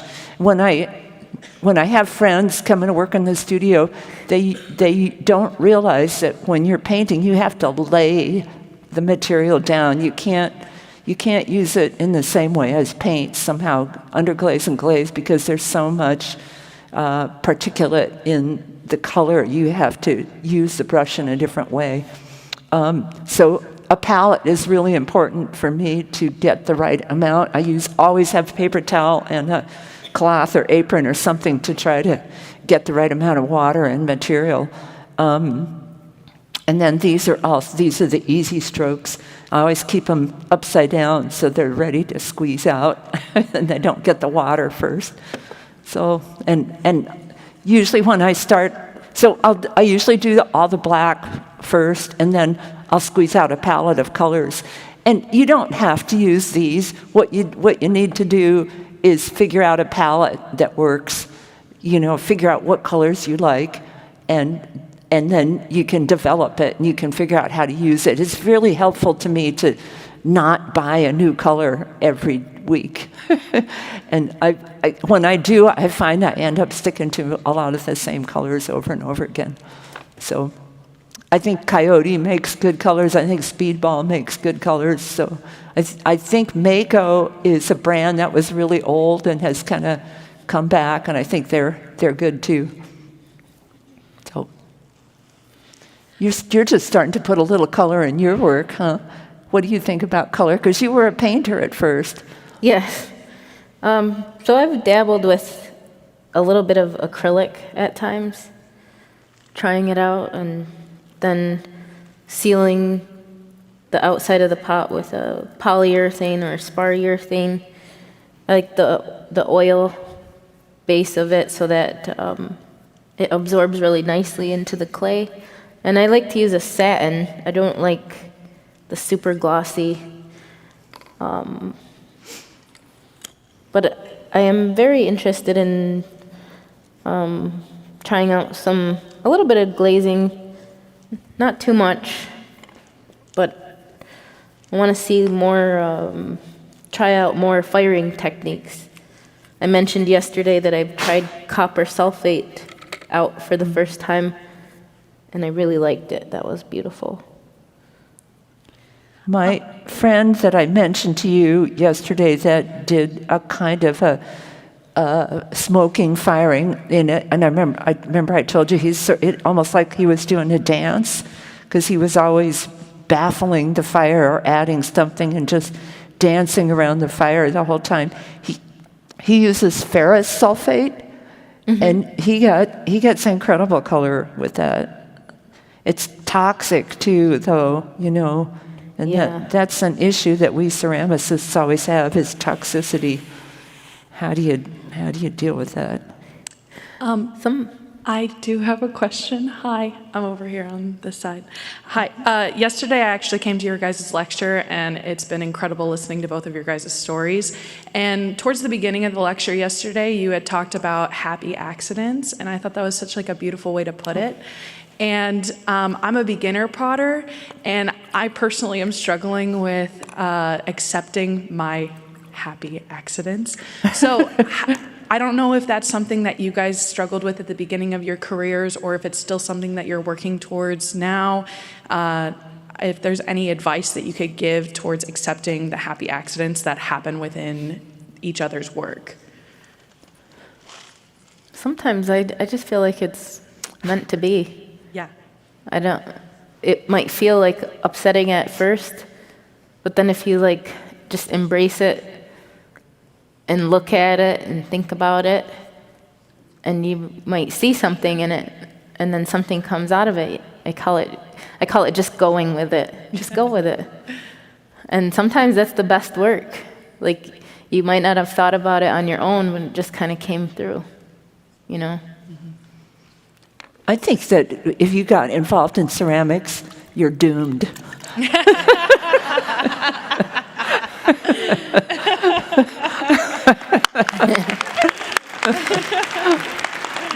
It just seems like there's always something that surprises you or comes out wrong in the kiln, and you can learn from it. Overfiring was one of the best things that happened to me. You can take low fire glazes and fire them at high temperatures, and they run. And if you're doing oxidation in electric kilns, sometimes you can't get anything that's got any fire in it at all. You can't get anything that's got movement or depth. So this 06 glaze, I put an 11 in my cone sitter. And you can get these beautiful, I think it's called reticulation, where it breaks over the surface. And it's hard to do that sometimes in oxidation. So, yeah, I think that's true. Also, University of Montana, we produced a T-shirt that we sold for a while that said, "I hate ceramics." And I think we've all been there, you know? Well, thank you so much. Oh, yeah. I think I'll do this now. Okay, I'm going to take a break from drawing. And, just one other... Oh, sorry. Before you put that up. Go ahead. Go ahead. You were using the knife to etch out a piece Yes. of it. Can you talk about that a little bit and what that was for? Well, again, it's because of my shaky hands. So I'm really particular about my line quality, and I'm just not as good as I used to be. It's just, yesterday I spent a little time, and I do this, I'm sort of anal, so I wrote down things that I wanted to talk about. One of the things I wanted to talk about is that I'm not young anymore, so there's some good things about having done ceramics for a long time, and then there's some challenges. And one of them is facility, and I have tremor in my family, and that's why I hand build more than I throw now, because I can't get anything up over about 11 inches in porcelain. I can't. So with my line quality, I used to always, my lines were always so good and so clean, like Tasha's lines. So I'm jealous of your lines. But anyway, now I can't get a clean line usually that's longer than a couple inches without scratching some off. But it's also, I know that I can erase anything. And my professor, Rudy Audio, got a sandblaster, and he said after he got it, he hated it because he realized that he could erase glaze firing. So he never could figure out when he was done, because he could always get rid of it and redo. But erasing is not something that comes easily with clay, but you can find ways to get rid of stuff. So I'm gonna finish. I'm gonna make a lid for this and hopefully start painting on this pretty soon. So yeah, thanks. Hi, Natasha. My name is Skadenheimis, and I'm really curious about indigenous plants being used to treat trauma for healing. Are there any plants that you discovered that your ancestors used, and any vessels that were made to house those plants in addition to tobacco? Thanks, Lee. I'm sorry, I sort of forgot about. Well, we have a lot of different plants, remedies for different things. In terms of like trauma, I think that I know that we have, it's called a condolence ceremony, and it's usually done after a loss, when someone passes away. And you're supposed to grieve your hardest when you lose someone, for instance. And you're supposed to like get it all out. You're supposed to, for the whole year, you're supposed to like let it all out. But in a condolence ceremony, what they do is they comb your hair. They clear they clear your eyes, ears, nose, throat with the eagle feather, and you take a drink of water to clear your throat, and that allows you to hear again, to see clearly again, and to have a voice again, to speak again. And and part of that, you could burn tobacco if you were having a hard time, like maybe letting something go, or you just needed to put it out there. I will say, in my own experience, I was going through a major depression a few years ago, so bad that I couldn't really get out of bed. Mm-hmm. And it was a chore to get up to feed my son. It was awful. And one of the things that really meant the world to me, that helped me to get better, was my sister came over and she combed my hair. And she did it more than one time. And I mean, my hair was a mess, all snarled. And it just made me think about our people and the going back to our old ways, to help one another. And that simple act, I felt so loved and cared for, and that I could just be me, it's okay to not have a good day sometimes, but that they're here for you. And so, I don't know of any other, medicines, but there's a lot of medicines for other things, like the strawberries, the women's medicine. It's a good blood cleanser. It's the leader of all the berries. It's the first one that comes up in the spring, early summer. I know sassafras is good, also blood thinner, but you can't drink too much of that. It's really good, though. Hope I answered your question. So right now I'm just, I added a hand slab. And I talked about it yesterday that I did, when I learned it, was the coiling process. But I find to me it seems like a waste of time for what I'm doing, because I'm ending up shaping it this way anyway, so it's like a bunch of unnecessary pinching. So that's why I do the flat and the slab. It thins it out, makes it taller. I made a joke, I'm kind of lazy. So I just found an easier way.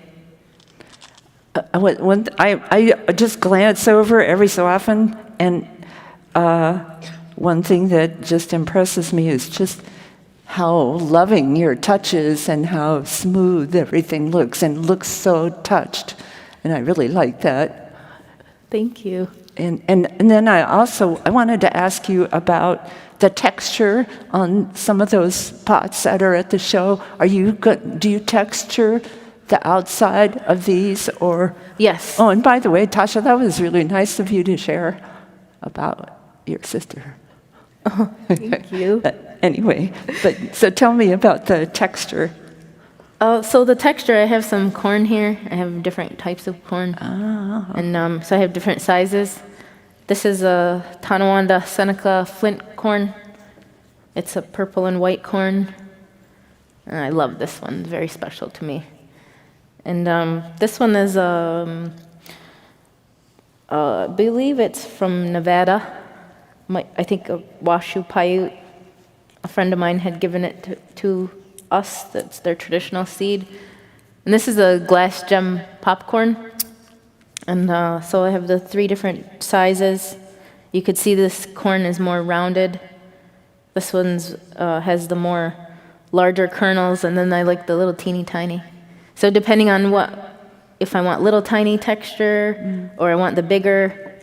But yesterday when I did this piece, I used the Tonawanda corn, and that was the first time I used the Tonawanda corn. You can tell that I haven't used this one a lot because a lot of the kernels are still there. And every time these pop off, I'm like kind of sad, and I save the seeds in hopes that I'll put them in the garden, but I don't know if that's going to happen. I have so many different seed bags around. And did you know you can plant popcorn with regular corn and they won't cross? They don't have the same genetic code to unlock, so you can plant your popcorn alongside your regular corn and they won't cross, if any of you are avid gardeners. So I'm going to let this one sit, and I'm going to finish the design on the corn pot. Thank you. Beth, I have a question for you over here on your left. Oh, hi, Sean. I'm just reflecting my experience with you in undergrad, and one of the words that I keep coming back to is safe. Safe? Yeah, is that you created an extremely safe environment to allow students to be vulnerable, and which helped bring a depth to my work and other of my classmates. And I think what happened from there is that you created a culture within the studio that people can go to a vulnerable place and know that they're not going to, kind of be treated with respect in that space. And can you talk about a little bit of your teaching approach of trying to allow or help students find a more vulnerable place? Well, I am really happy to know that is how you felt. And Sean is an amazing artist, and he's teaching at South Carolina right now, so that makes me really happy. But I think that teaching is really interesting, and I love teaching, and I'm really glad I'm retired now. But the students, I just feel like you have to try to meet them where they are, and so maybe that's that issue of being able to let people find their vulnerability. And I have a dancer friend who is a contemporary dancer, and he says that when he performs, he has to get vulnerable himself during the performance in order to connect with the audience. So maybe when I interact with them, I try to be able to be vulnerable too. Maybe that helps. I don't know. But I think that would be important and something that I would try to do. I think one of the interesting things about teaching that I am grateful that I don't have that responsibility anymore is to know that not everybody is supposed to be an artist, and not everybody is supposed to be a contemporary artist. So in the academic situation, you're supposed to be teaching, you're not teaching commercial art. I had so many students that probably would have been better at a commercial arts school. And so what I tried to do is say, this is what you're gonna get here if you're at school, so take it or you should know that that's not the only way, and maybe that leaves room for people to feel like they're not demanded to be a certain way, or that if they're getting pressure to be a contemporary artist, that is only one way of being an artist in the world. Because the thing that I realized is that there are people that can throw and there are people that can hand build, and they're both good artists, but sometimes the hand builders can't throw, and maybe the throwers can't draw a figure, or maybe the person who draws a figure can't draw a tree. I can't draw buildings worth beans. So there's just, I think the encouragement as a teacher of letting people have to understand what their choices are and what their abilities to find what's good for them, what makes sense to them. As a teacher, I talk a lot about comfort zone and out of comfort zone and how to weave between those places. And to grow, you have to go out of your comfort zone some, but you should know where your comfort zone is, or, expand your comfort zone. But that there's a spiral or a zigzag or something path to find. So, yeah. Is that good? Thank you. Yeah. Thanks, John. So I'm going to do the lid and kind of, like I said yesterday, my techniques are like Ceramics 1. I feel like my way of being an artist is not so much about craftsmanship. I know some people who are just incredible craftsmen, and I think my strengths are experimentation and, to a certain extent, content in my work, and a willingness to experiment and work hard and keep going and try new things. But this is like Ceramics 1 lid. I don't feel like I've got any really good trick to make a lid fit and to look great. The person I always compare myself to craftsmanship-wise is Steve Lee, formerly the head of the Archie Bray Foundation. But his form and his surface is so clean, and mine is always a little bit messy. And good enough. It's like my motto is, it's good enough. There's another guy, Bobby Silverman. Do you guys know Bobby Silverman's work? He says he won't even listen to music when he's throwing because he needs to pay attention to the form that much. So I'm not like that at all. Like I said yesterday, I usually listen to sports when I'm working in my studio. Like I love a game going on. It's really weird. I don't know a lot of people who are sports fans and potters, but I like that. I like how much attention you have to pay, not too much, but there's a great narrative through the course of a couple hours. It can keep you going for a long time. And I got it from my mom. She's a sports fiend. Beth, do you like football? Yes. Who dey? What? Who dey? Who dey? It's the local football here. Who dey? Getting you in trouble. Who dey? That's what they say. The football team. Is that for Bengals? Yeah. What's it refer to? Huh? Who dey is the Bengal tiger? Oh. Oh. Okay. Who they good. think they're gonna beat them Bengals. Okay. I like football, but I don't watch it while I'm working. Yeah, I don't watch. Well, actually, I confess. I just got YouTube TV, and I try not to, but sometimes I'll just set the screen up and play a game while I'm working. But mostly I'm listening. I'm not looking. Do you like to watch do you like movies playing in the background ever? Like your favorite I've movie? never tried that. I like Goodfellas. Because it's all narrated, and it's one of my favorite movies, so I just know what's going on just by Oh, listening. so you watch it over and over. See, all these true confessions come out. I didn't allow myself to watch a movie. I think I said that might be too engaging. Just, listening. Yeah, I know. Yeah. That's what I do mostly with the sports, too, is mostly listen. But then I got to see a really good play. Then you can rewind it.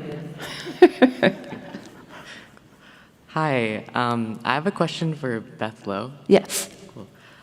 So something I'm particularly drawn to with your work is the way your illustrations specifically work with form. I think particularly about those cups with babies swimming, and their heads are like the circle that comes out. Yeah. I was wondering if you could talk a bit about how that process is for you. Like when you make the form, did you know that, for example, those cups, did you know that they were going to be babies swimming, or did you decide that afterwards?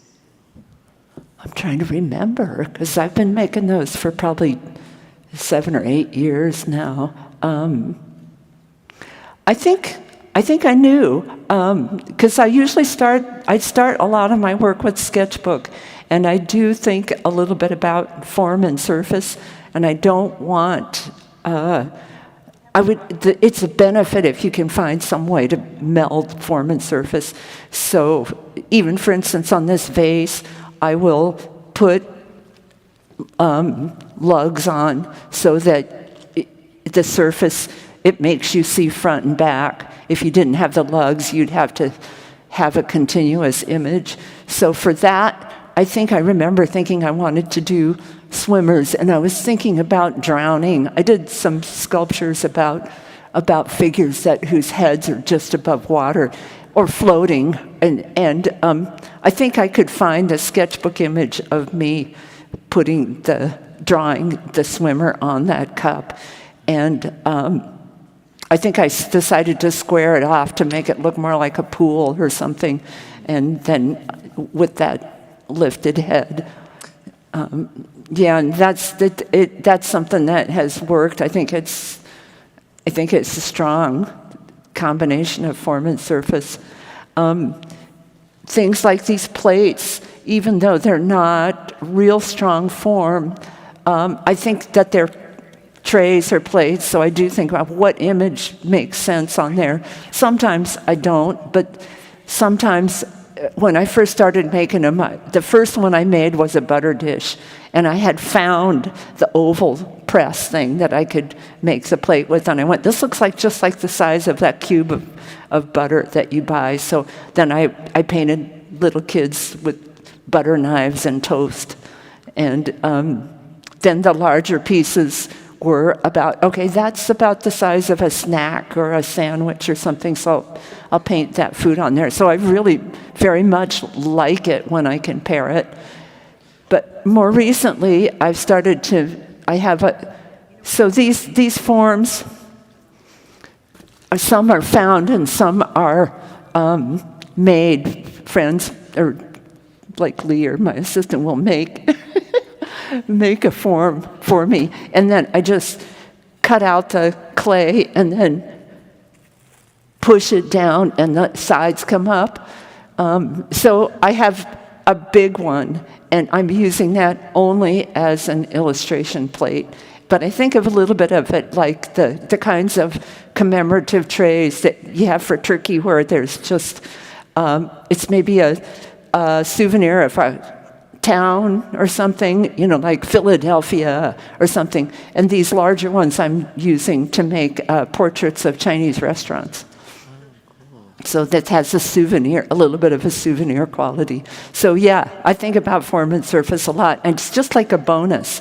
It's like if you can get a form that adds content to your drawing, all the better. Thank you so much. I appreciate it.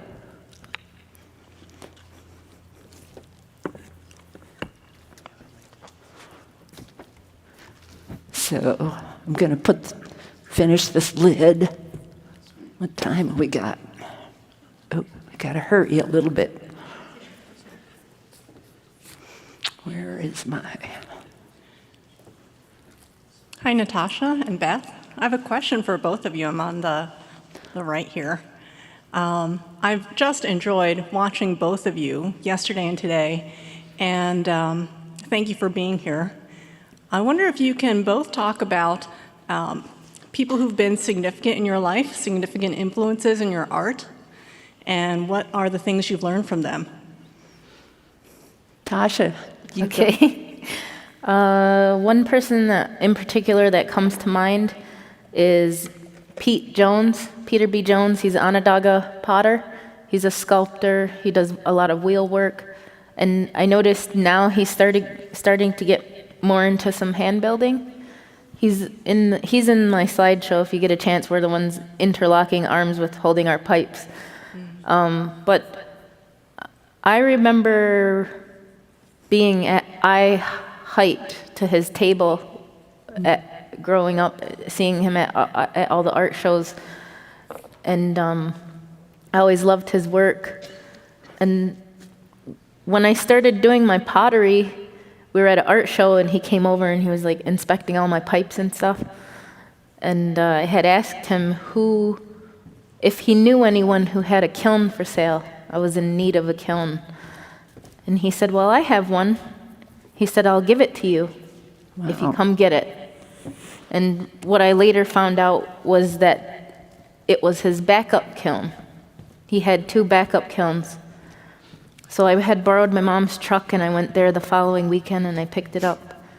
And I was so grateful because I knew that he must have saw something in my work that he would do such a thing, give away his own backup, of his livelihood.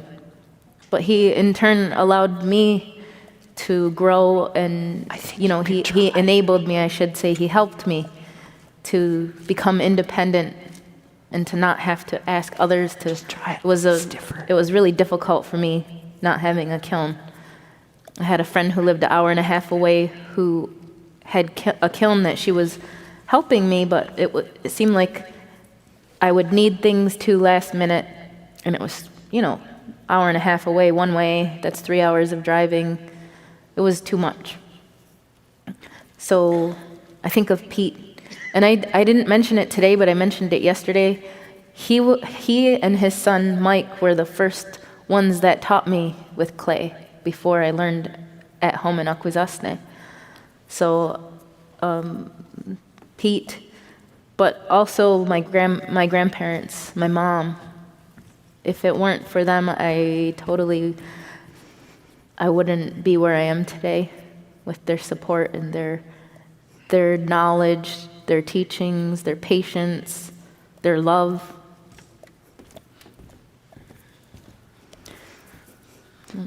For me, also family. My mom, who's just an amazing role model. She was a person that I was able to take care of her for a few years at the end of her life. She was in assisted living, but I saw her pretty much every day, and a lot of times I'd bring her to my house, and she's a Chinese painter, and this is a postcard of her work, and she's self-taught, but I was able to share my love of art with her, and we'd work in the studio together and listen to Patsy Cline over and over again. She was just a great personality and person who just knew how to accept everything in her life and her health challenges and stuff. She just was there all the time, ready to participate in any way that she could. My sister, who wrote children's books with me, so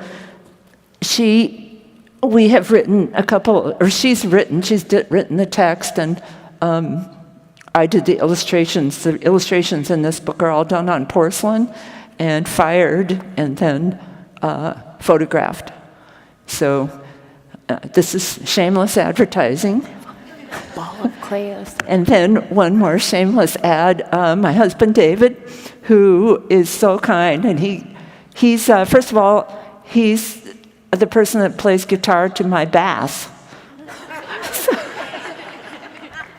I'm sorry, Shonda. I'd had to make fun of you again. So she said I was a bass player, and I'm a bass player. Anyway, David is an incredible musician, and we get to play music together. We have probably at least once a week, we have a gig of some kind or another. We play in a bunch of different bands, and he's taught me a lot of what I know about music, and also he's the person I go, David, would you come in here and look at this? Do you like this better or this better? And he's wonderful, and he's a person that, I mean, I dragged him here to Ensika so I would have somebody that I was totally comfortable with to be with all the time. So he's really incredible, and I'm really happy that he came. And shameless advertising, he just wrote a book. It's about his mother, so we're both very family-oriented. First of all, David was incredible with my mother because she was in our lives quite a bit, and he was wonderful about helping with her. And this book is about his mother, who, interestingly enough, lived in Shanghai, probably the same time as my mother lived in Shanghai. But she was part of the Jewish diaspora that came. Her grandmother came from Odessa, which I almost pronounced Odessa, because the first audiobook version of this book came out, and we found out later that it was read by somebody named Walter Brown, who was an AI. And he pronounced Odessa, he pronounced Odessa, and he pronounced David's grandmother's name wrong, and he pronounced Kobe, Japan, Kobe. So when we heard that, we went, this is not right. This has got to be fake. And we realized it was artificial intelligence.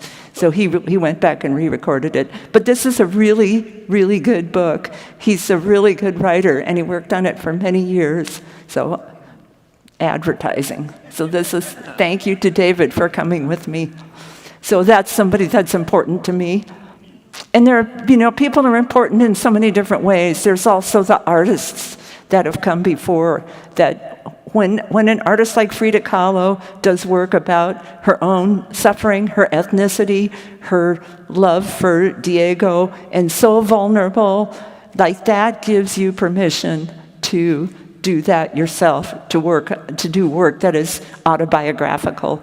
So all those artists, the flow of art history actually does make sense, because people who open doors for you give you an idea about what you can do yourself. Beth Lo, that's a perfect segue for my question. I, as an undergraduate decades ago, always admired Patty Warashina's work. Mm-hmm. And I wonder, first of all, if she was an influence for you in moving from your earlier sort of, I think you described it as sort of abstract expressionist kind of work to clay. And then also, I began to enjoy your work. And I've noticed that there seemed to be a proliferation of younger people with the same sort of imagery. I met a fine fellow named Kenneth Snipes years ago in Cleveland, I believe, and doing that sort of imagery in a very contemporary way. Mm-hmm. So just kind of observations, but I guess I especially wondered about Patty Warashina's possible influence on you, or you might have had some sort of relationship and so forth. Well, Patty, I love Patty. I love her work. I love her personality. And she's a Northwest artist, and she's an incredible female role model. And she also started out making pots that looked like she just loved effects of reduction pottery. That's what, her covered jars with surface where the glaze just does amazing things. I think that I think probably led her to the idea of imagery on surface. But then she just went wild.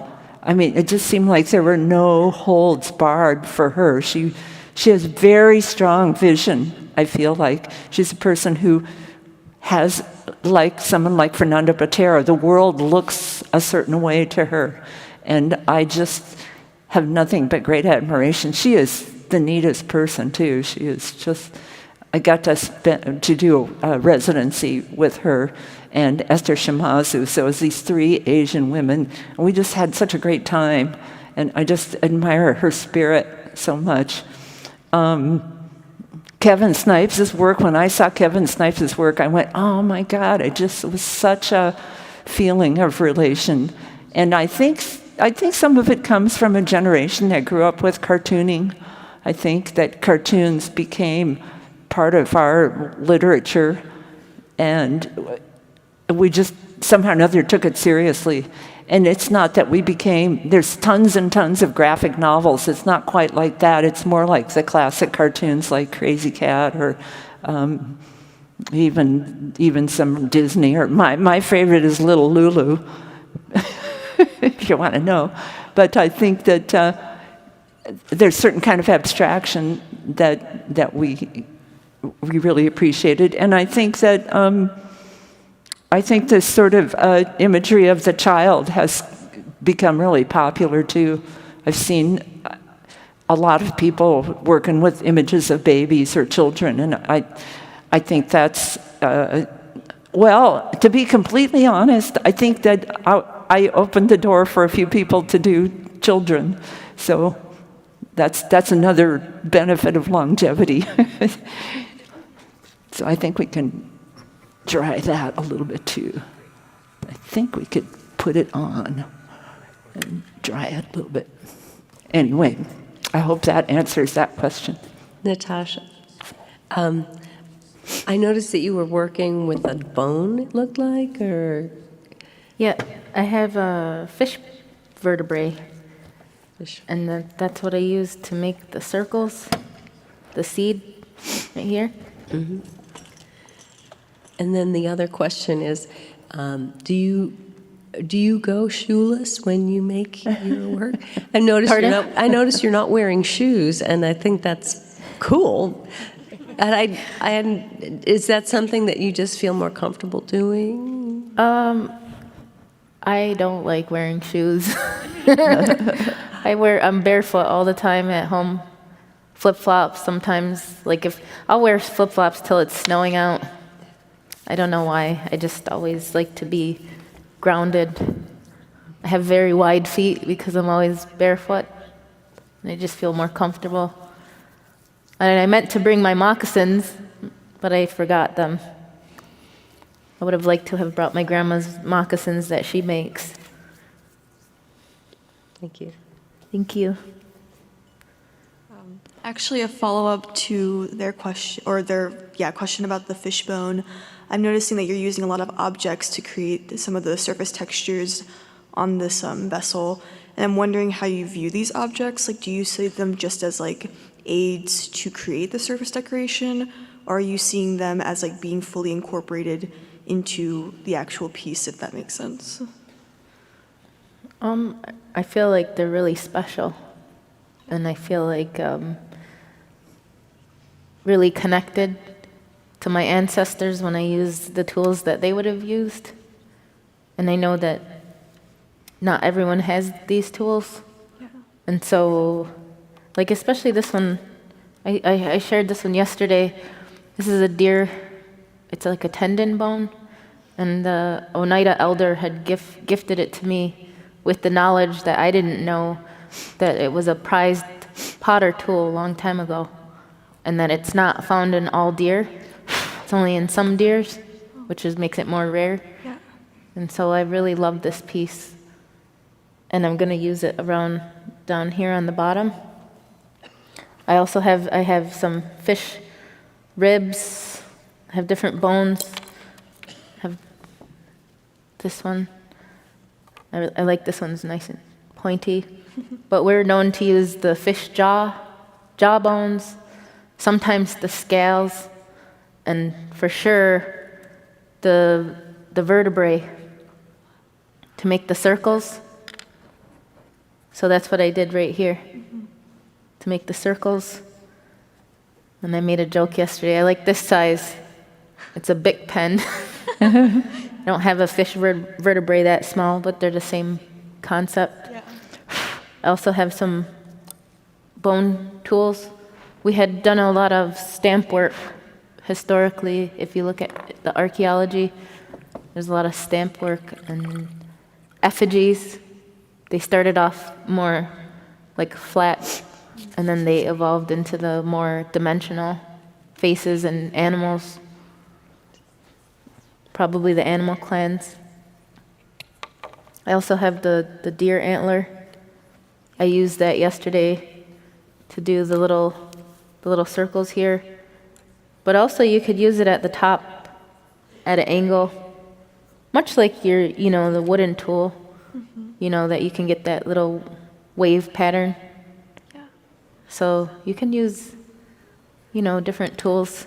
And then I have an example here. I don't have a paddle with it wrapped around it, but our oldest pottery was simply a paddle design. There was no other etchings in the oldest pottery. And so we would use the bark twine that would be wrapped around a paddle or a stick. And that was just simply paddled all the way around, and that would have that kind of texture. And then it evolved into more like the paddle and the shell, a lot of shell markings. And then, of course, the corn, you'll find that in the archaeology as well. Beautiful. Nice. Thank you. Mm-hmm. I have a question for Beth.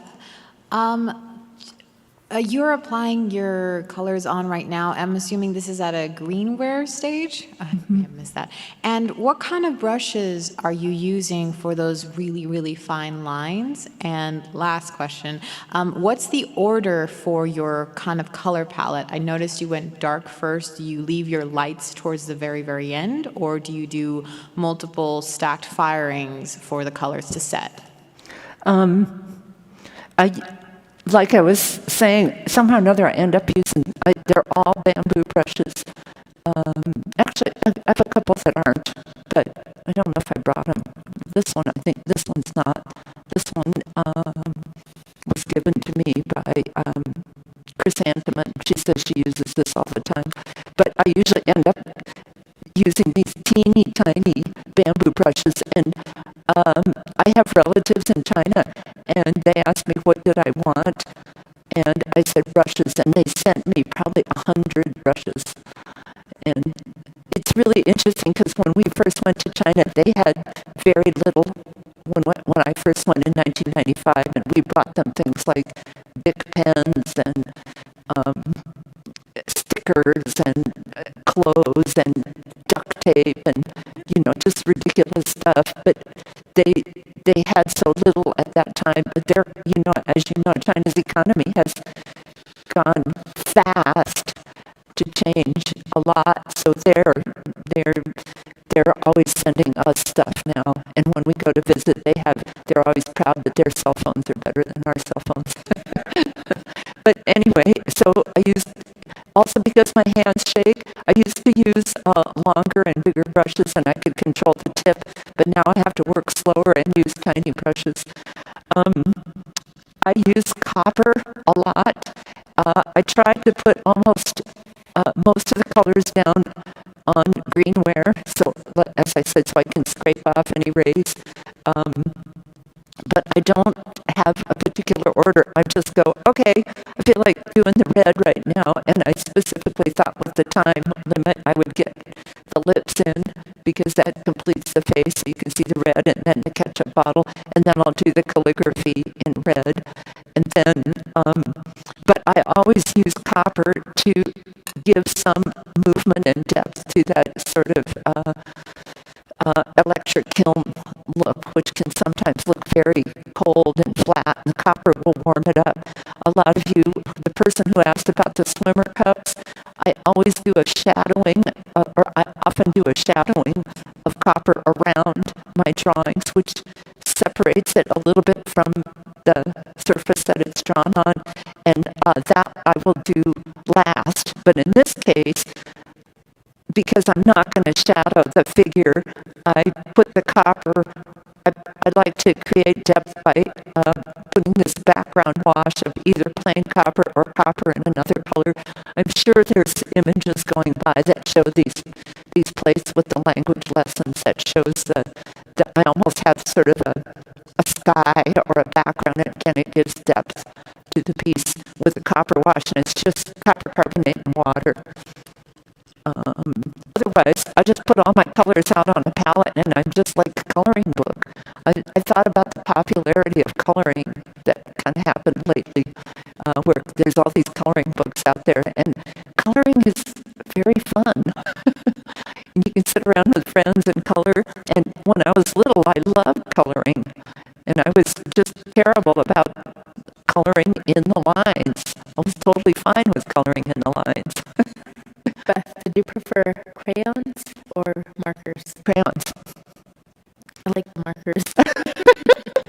Markers are so precise, you know, and markers didn't come, they didn't have such good markers.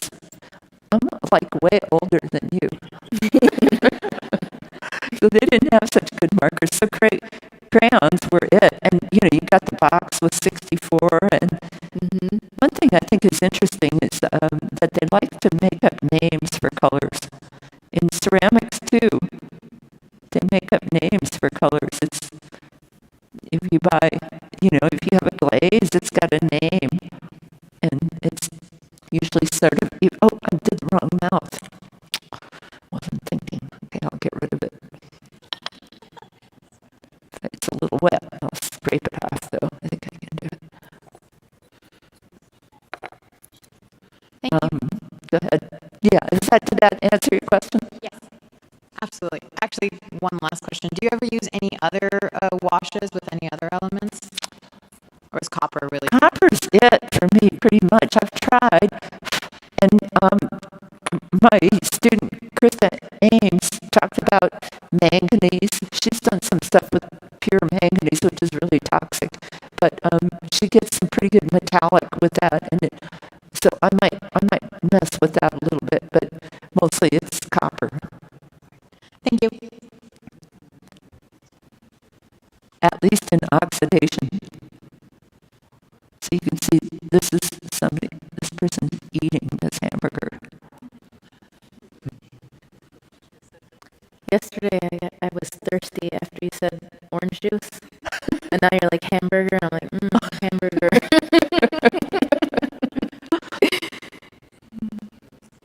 Hello, I'm over here. Hi.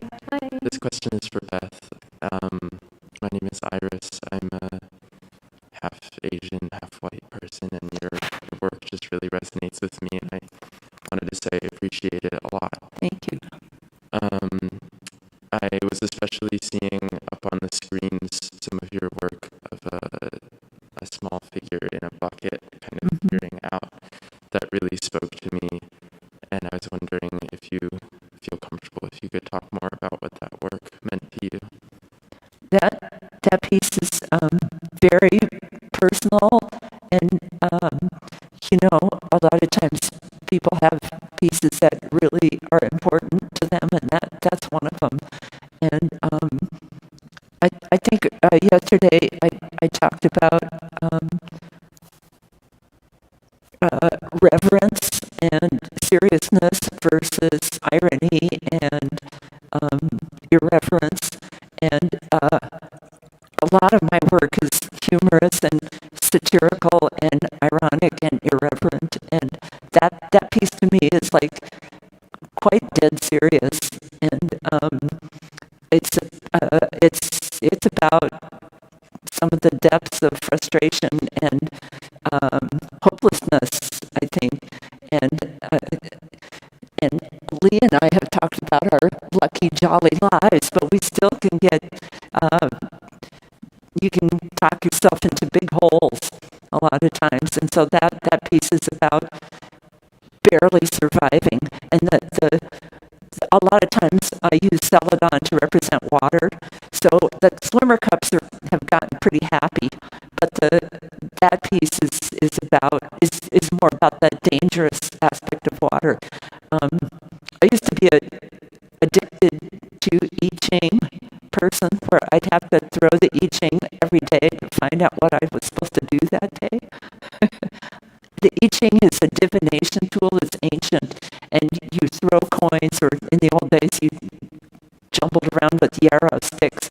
I can't remember what year it's from. It's very, very old. But after you throw the coins, it's a belief that everything happens at now is linked. So if you throw the coins, you'll figure out what verse in this book to read that will tell you the important message that you're supposed to know today from this instant. And I would throw the I Ching, and I would consistently get the one that is water / the abysmal. And this was like, whoa, I got water again. And it would really freak me out, because it seemed like it seemed like I was in a dangerous place a lot. So that came from that. Thank you so much. Mm-hmm. I could really feel that sense of kind of trappedness and isolation when I looked at it, and it really resonated with me, so thank you. Yeah, and that piece is called Flood, and I wanted to give it the sense that there was a flood, and you had to put buckets around the house where it was leaking through the roof. And I'd also reference the term flood of tears. So, thank you. I'm glad you liked it. And I still own that piece. If anybody knows and wants to buy it. Beth, I was going to ask you, do you ever get really attached to pieces and you don't want to let them go right away? Like you have to hang on to them for a while before you let them go? A few, yes. A lot of them I want to go out the door. But yeah, there's a few. And the one I was telling, was it to you? I was telling somebody about the one that was the first one where I drew a Chinese face on a vase. And it doesn't really look like a Chinese face, but I could see that's what I was doing. And it's not the best piece in the world, but I felt like I needed to keep that piece because it was a game changer for me. Mm-hmm. And how about you? Oh, yes. Are any of the pieces in the show favorites? Well, of course, the large one I'm very proud of. Mm-hmm. That's the largest one that I've done so far. And it has a lot of meaning, it has a lot of symbolism. It has a very traditional shape, but it's very contemporary with the paint and the micro detail in the face. And then also that I had put the necklace and the earrings through, that's different. And then also that kind of goes through all the ages of women. It has the baby, the adolescent, the young lady, and the grandma. And it has the strawberries that represent our lineage, our bloodline. I talked about that earlier, but the vine, even though I don't have a lot of vine on the actual pot, the vine represents like future generations and our bloodline lineage kind of passing on. So that one's very special to me. But if you look at the show, there's the bear, it says not for sale. That one's really special to me. That one's smoked so beautiful. It's like pulling a gift out of the fire. You don't know what it's going to look like. And but if you go look at it smoked quite a bit darker on the nose, and it has like a white chin on the bear, and there's even like a little nostril that shows through. And so I feel like I could never accomplish that again, even if I wanted to. It just happened on its own. It was such a gift. I find the smoke is such a gift. And it's so fun because you just really don't know. You can try to influence all you want with where you put the cedar or how hard you press the cedar against. I even tried using, recently I tried using twine, metal, to tie that cedar very tightly onto the pot. and it didn't make a difference without like comparatively to not using the twine and just setting it against the pot. I'm kind of going off on a tangent here, but the bear is pretty special to me because my grandfather was Bear Clan, and I had gifted that little pot to my youngest son. He loves that pot, and I wanted to keep it in the family like a little heirloom piece. And he's my little sidekick, my son, Lunguet Dio. He has been into the clay since he was a baby. I would put him in his height chair, put clay and tools, and he would get engrossed in the creative process. And then, of course, I mentioned this yesterday, I have to help make tractors and things, cars once in a while.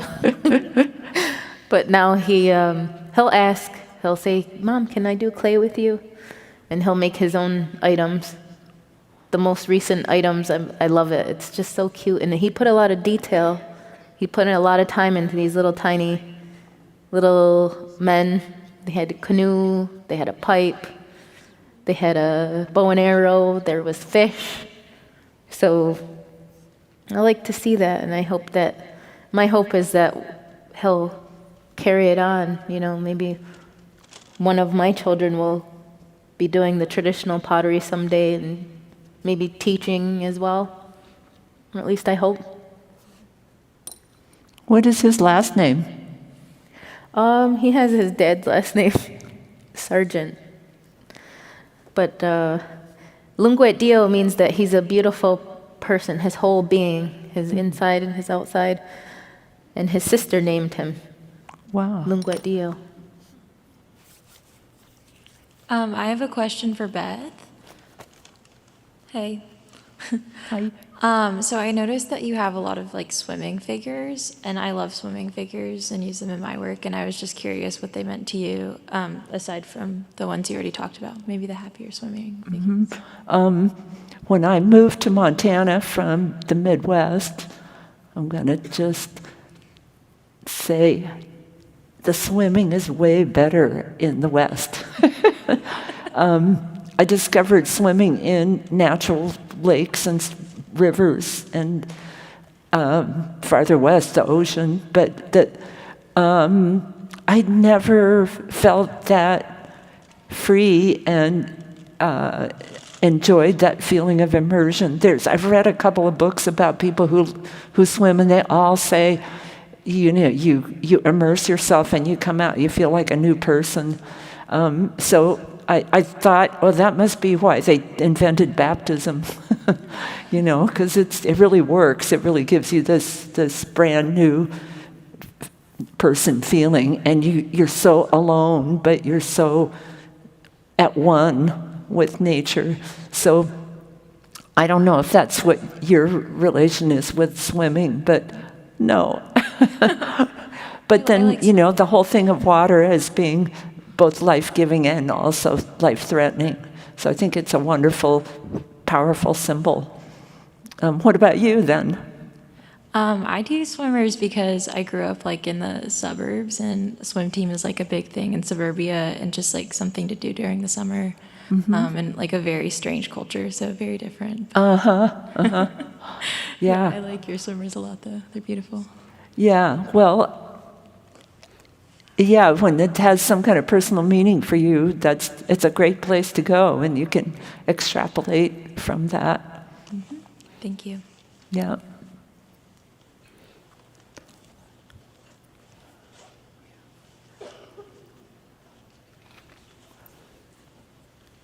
Hi, Beth, I'm over here. Curious if you could just talk about what you're doing right now. It looked like a minute ago you were incising some of the text, so I'm curious about your choice making in that process of like what text or illustration you're incising and what's just being painted. The reason that I incised before I put the red down is because there's copper underneath the blue, so I wanted to make sure that the red will stand out. So I incised, and then I painted the red in there. And but but I almost always, so at some point, I'm going to do this all through or in a few places through the piece, because oxidation firing has so little depth in it that if you can create a feeling of depth, or like maybe I'll do something like this, those cartoon marks to give movement or something like that, or maybe a line of speech or speech bubble or something, some kind of, I try to have a few different kinds of marks to create layers or feeling of layers, even if there aren't any. And so what I'm doing right now is, there's this thing called pinyin, which is the transliteration of Chinese using English, or what's the word? What's the word for ABCD? The alphabet, anyway. And they've come up, in my lifetime alone, they've had 3 different romanizations for Chinese. And the current one involves a lot of X's and Q's that you may have noticed. But like my mother's name is pronounced Jiaxuan, and the romanization in the 40s was Jia sound starts with a K, K-I-A, and Xuan, the sh sound was H-S. So my dad's name was Xu, and his name is H-S-U, and my mom's name is K-I-A-H-S-U-A-N-G. It's pronounced Jiaxuan. But it's different. If now it would probably be J-I-A, maybe X, I'm not even sure, X-U-A-N maybe. So in high school, I learned a 3rd romanization. Anyway, so this is Han Bao, and it's Han Bao Bao, and my Chinese isn't that good, but that's that romanization. So I'm going to spend a little time working on the vase, just because I said I would, and I can see time is short. Otherwise, I would end up pretty much coloring this in with semi-realistic, naturalistic colors. Thanks, Lee. Oh, yes, I do.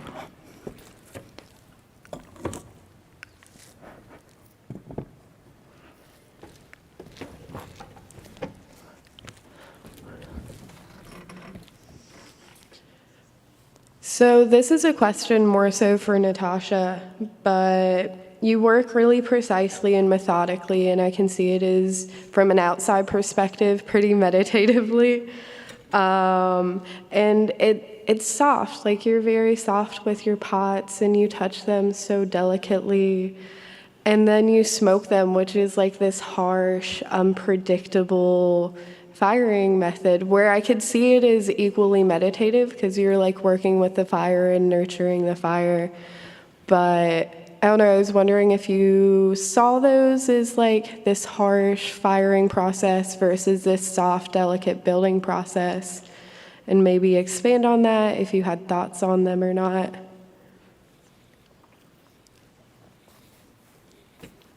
Well, the fire, it can be rough. It can be really overpowering at times. But I know that it's the fire is special, and I'm just gonna make a big mess. I consider the fire sacred, and so I have like respect for it, and I know that I don't have control over it. I don't try to control it. I mean, I'll try my best to. I've learned that over time that you can't control it. And you shouldn't try to, because it's its own, it's its own. And so you can try to make it go how you want it the best you can, try to guide it, but you have to listen, and you have to watch, and of course you have all these feelings, especially when you get emotionally attached to a pot. It's so scary, and you have to sometimes surrender and be okay with it. Like, it might not make it. The piece might not make it. And you just put all that time into it, and you'll have to accept that. So I feel like it's taught me a lot, and especially more recently, learning to be patient, learning to surrender, going with the process, just roll with it, go with it, see what happens. When I smoked that one pot, our friend Sharif Bey, he's been kind of taking me under his wing and helping me out quite a bit. I really, that means the world to me. And when I was smoking that large pot, we were discussing it prior, like all the, bouncing ideas around what's the best way. I had 100 questions to ask him. And then eventually he just looked at me and he said, just do it. Go do it. And I was like, oh. I was like, but they told me you were the smoke master. He's like, oh, I don't know about that. He's like, just go do it. So I did.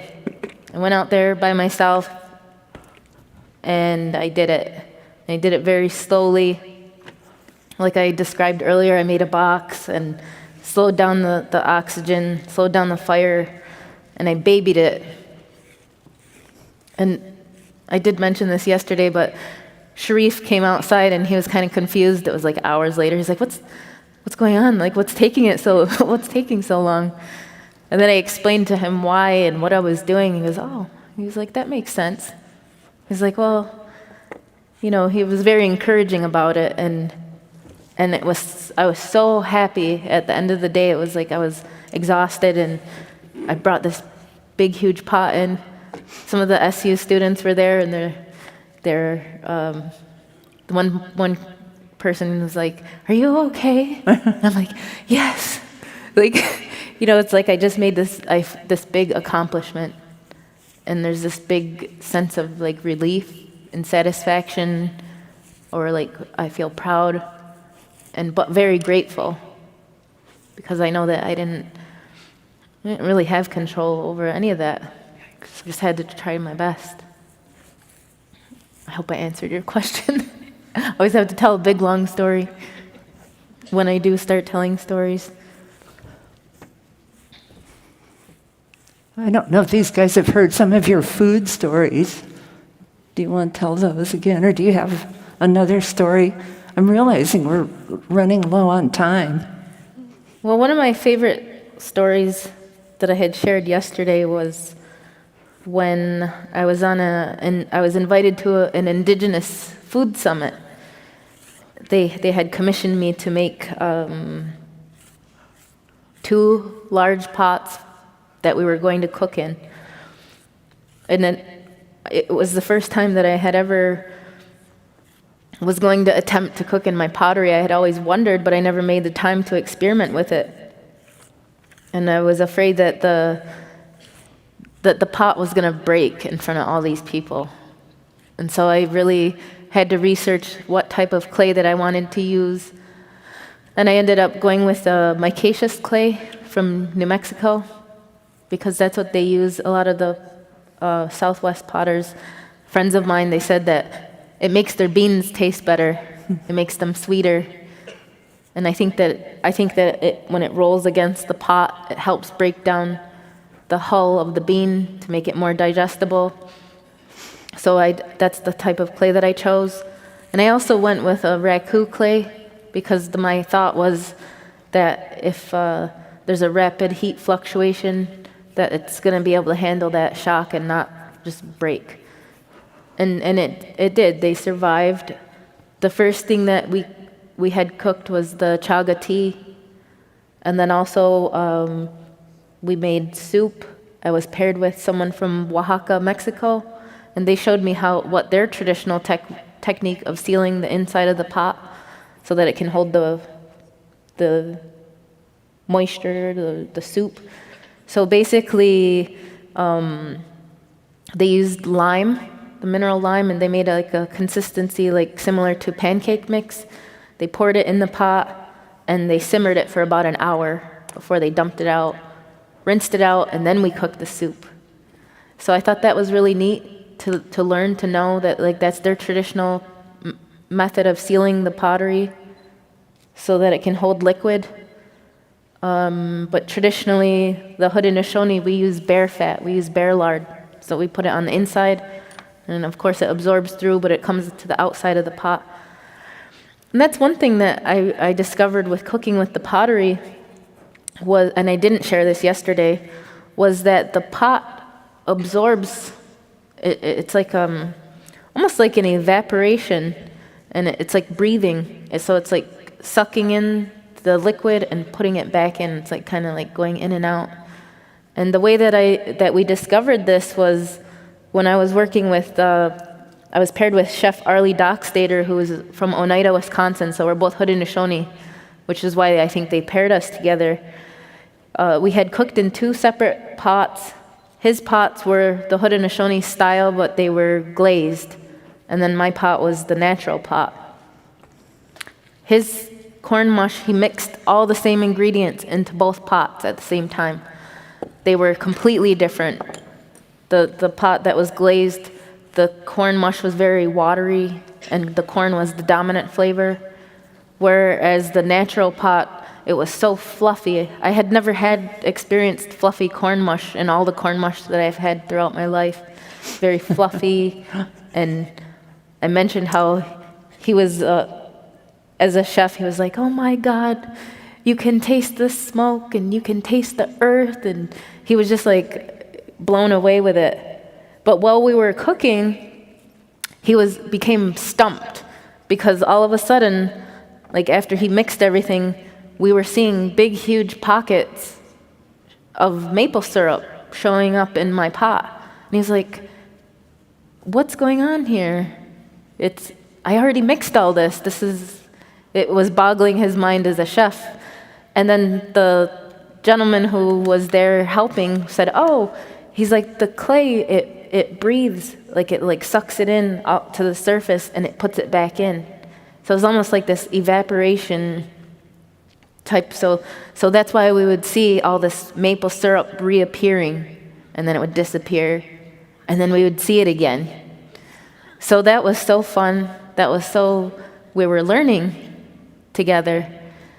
And then furthermore, we ended up making maple sugar that same day in my other pot. And Kevin, who was the maple guy, said that we made history that day, that he had heard that many intellectual debates and arguments saying that Native people could or couldn't, did or didn't make maple sugar ever.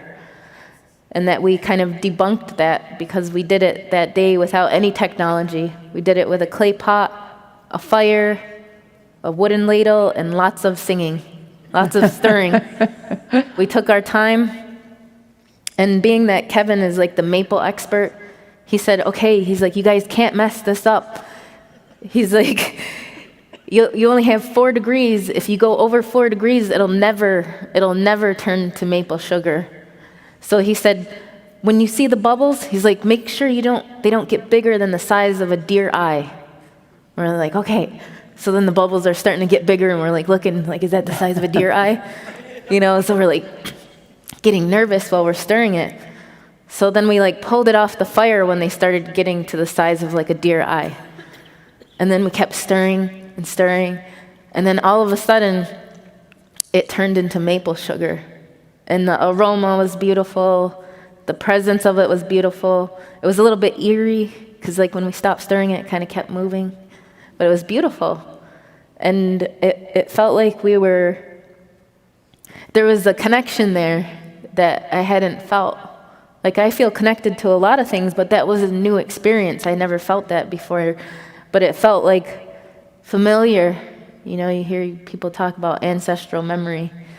And I just felt like I felt that, and I still feel that when I work with my pots, when I use the original tools, when I cook in them now, and I feel like I'm being guided or shown. Sometimes I dream about my work, or just this strong pull to want to do all the things that my ancestors did in these pots. So I can't wait for later on this spring, summer, fall, really, when we're going to start doing the project where we're burying the pots under the ground and storing them the way that my ancestors used to. So that's a long story, but that was fun. And I always look forward to working with Arlie. I adopted him as my uncle, and he still comes out to the East Coast once in a while. He was at the Onondaga Nation School this past November, and we had a group of us together cooking again. And it's always nice to see it grow. There's starting to be, I guess you would call it a resurgence. Like, there's so many people interested, and they want to participate, and they want to help, and they want to help cut up the food. And I grew this squash, or there's a certain pride to even caretaking of these seeds. It's an honor. It's a real honor, and they're so special.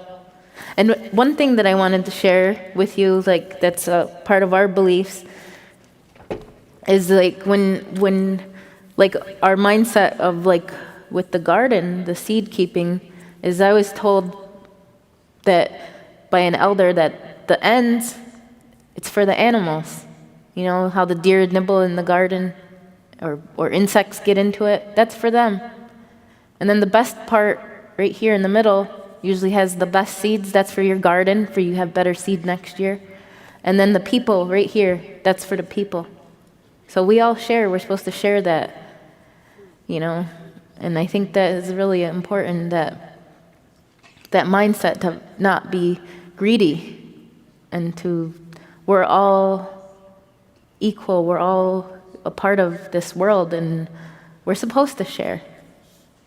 And so I hope that is a little something that you hadn't heard, and that maybe you'll think about when you're in your garden, or you have little critters come along and take their portion, and they're supposed to.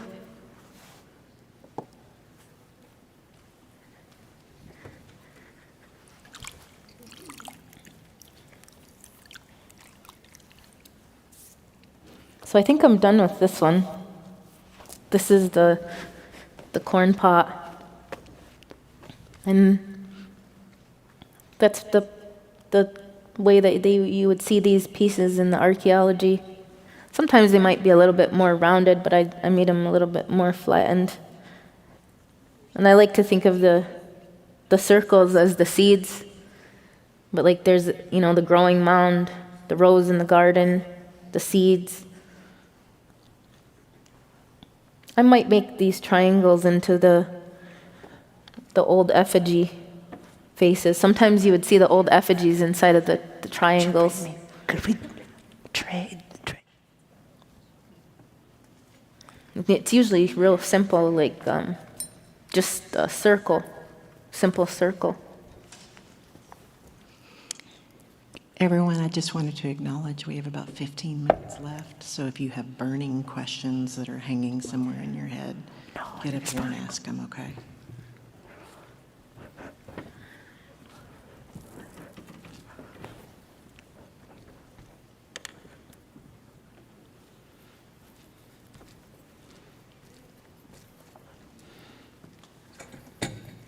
Hi, Beth. I'm Melissa. You had mentioned the other day that you're using white stoneware instead of porcelain on this. And you usually cover it with a white slip before you paint? Yeah, and I didn't do that this time because of time, sure. Time. So, and it's this clay called Mount Baker. It's from the Archie Bray Foundation. It's been around for quite a few years, and some people call it a porcelain, but it's got grog or something. I think it may be malachite or something, so that it's just got some tooth. And so normally, yes, I would cover this all with my Graulig slip, and I just take my clay body scraps and slake it down and make a slip. I don't add zirca packs or anything to it. It's just the exact clay body that I'm using for the smaller pieces. And it's so far, so good. Yeah, that's just to give it a wider canvas to paint on, right? Yes, and it still gets that little porcelainous kind of glassy glow, which is pretty impressive. It's pretty amazing that it can do that. Thank you. Yeah. So that's brand new. That's like a couple months that I've been doing that. I'm liking it so far. So you can still learn new tricks. Beth, did you bring any business cards or anything for folks to take when they're leaving? No. No? Okay, well, mine are down there. Sorry. If anybody wants them after the show, after our presentation concludes. I have a solo show coming up at Lucy Lacoste Gallery in Concord, Massachusetts, right outside of Boston. It opens May 13th, I think. And I've been working really hard for that show. I've pretty much been working all year for that show. So I'm hoping that if anybody's interested, they can look at that show. And then I have, that's going to be probably more larger scale pieces, and there'll be some more pottery. I'm going to be in the Montana Potter's Tour in July, and then I have, again, small works in Tandem Gallery with Hisu Lee in November. So I'm just trying to keep it going. And then a show with Steve Lee in Radius Gallery the following spring, and that'll be really fun. So if you haven't heard about the new ceramics hub in Missoula, there's a great bunch of people running a new all ceramic space in Missoula. I know Lisa and Jason are here, and Sika. Hope you guys get a chance to meet them. How many pieces do you have in the Concord show? A lot, I think, because I'll have quite a few vase forms, and then some figures, and some takeout box forms, and then my whole Chinese restaurant plate series is going to be in that show. So I have a burning question for Beth. Yes. On one of your pieces, there was Shino, C-H-I, and then N-O-T. Chinot. Chinot. Is that what I was trying to figure out what that meant? That's my. So have you ever heard of Chinette?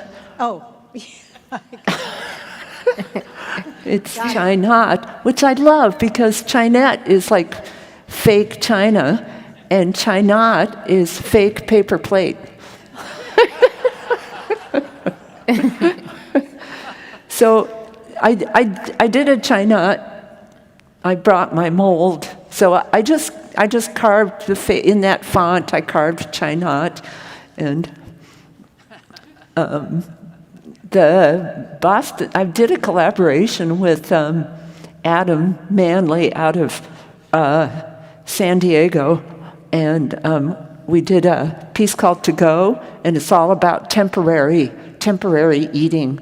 So it's all Chinot dinnerware set on a fake paper box, fake cardboard box made out of wood that has shipping labels all over it, but then when you open the leaves of the box, it turns into a table, and the Chinot set is inside, and you can set it up on the leaves of the paper box.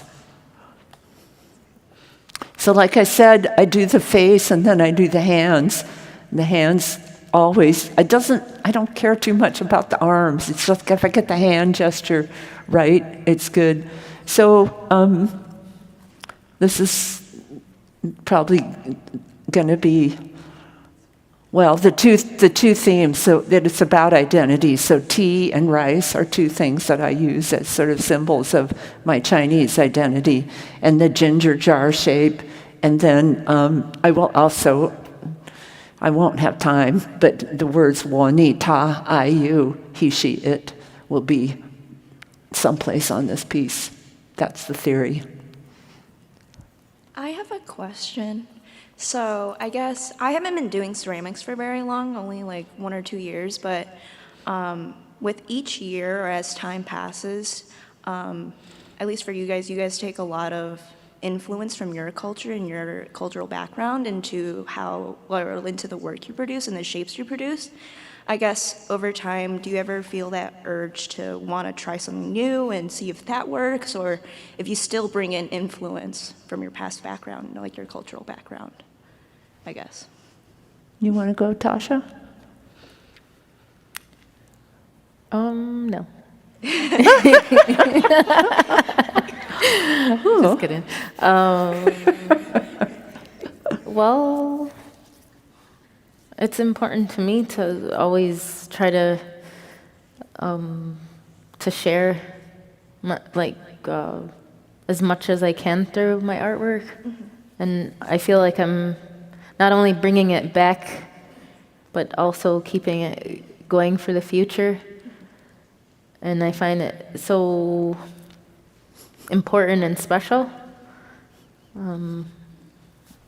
I don't know if I'm really answering your question.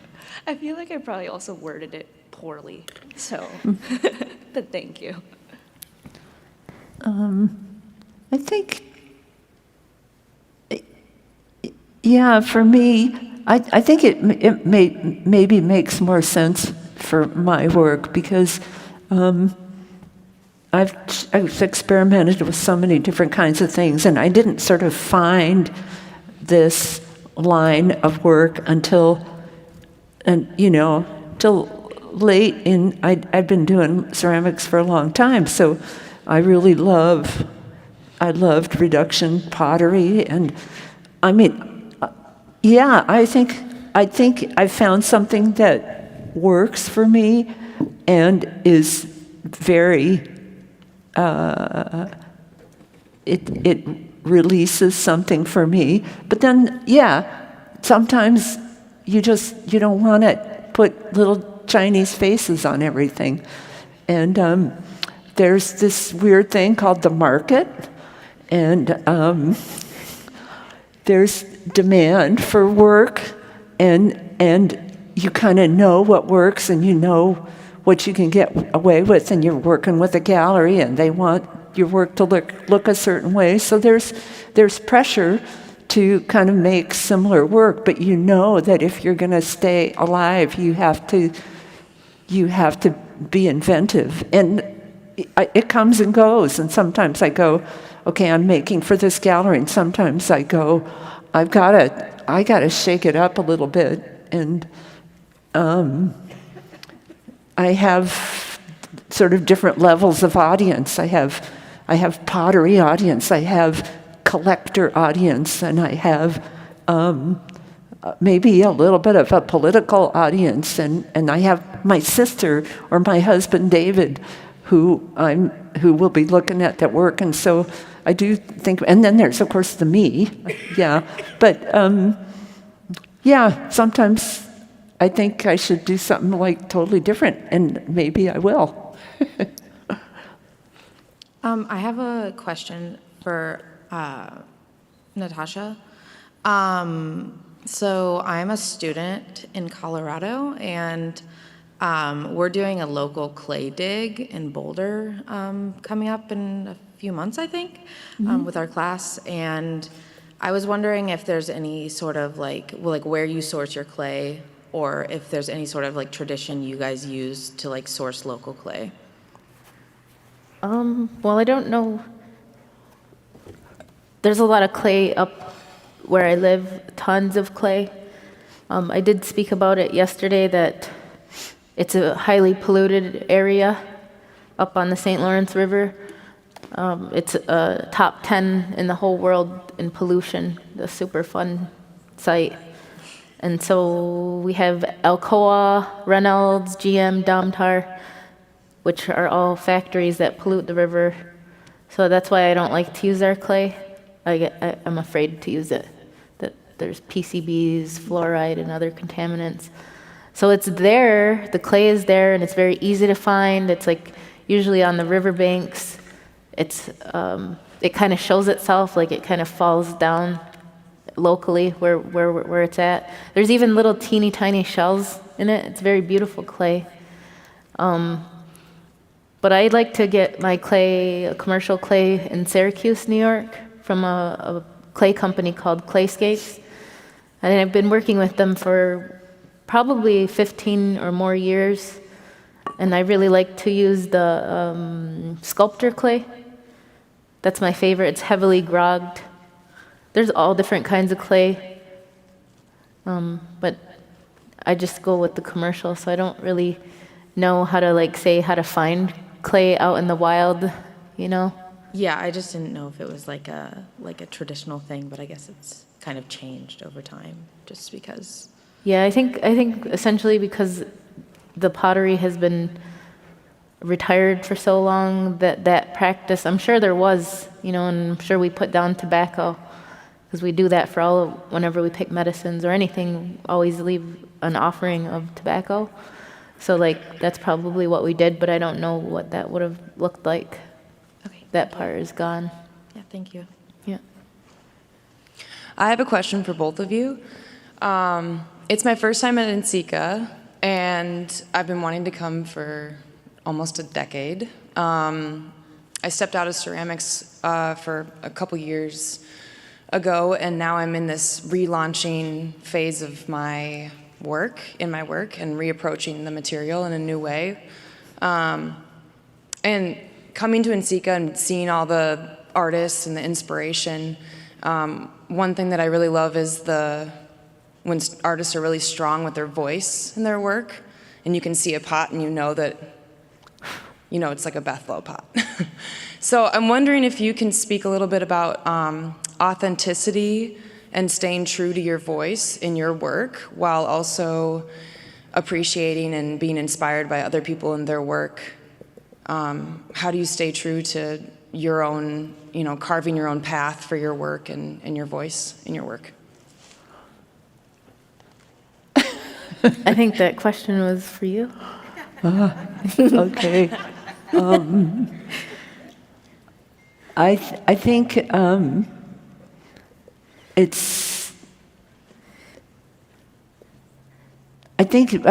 for me, longevity again is the big thing that I've been lucky to have.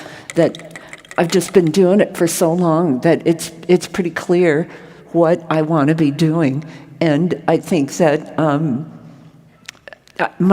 so lucky to be retired. So I just get up and I go to my studio, and there's just all this forward momentum. So it's pretty easy to just kind of pick up. I think that when you're younger, you're experimenting more, and when you're older, the two quotes that I use, one is Steve Lee, "I only have so many ideas in my life," and John Buck, who said, I've gotten so that my inspiration mostly comes from looking at my older work, so that I kind of know where I'm going with it. So there's those kinds of things. I think you look for that spot in yourself where you really are satisfied with your own work. Are you the one that asked the question, or are you a different question? We're the person who asked the question. They're over there. I don't know where that person is. But anyway, I just have to tell a story on one of my graduate students who overheard her fellow graduate student as they were both working late one night, and I'm going to make up the name to not incriminate the innocent. My friend said, I overheard John say to himself, he was working late all by himself, he goes, "Oh, John, you're brilliant." But it's that feeling when you know you're onto something and you go, yes, you're brilliant. And I think that's staying true to yourself when you feel that feeling. And I think I can feel it when I get to a place in my pot where I go, yeah, that's right. And sometimes it's a matter of knowing when to stop, and you get that feeling. That's it. That's right. So maybe that's where you find where you find your voice. I know we have to quit soon. Should we keep going? Last question? Yeah, just one. I had a question.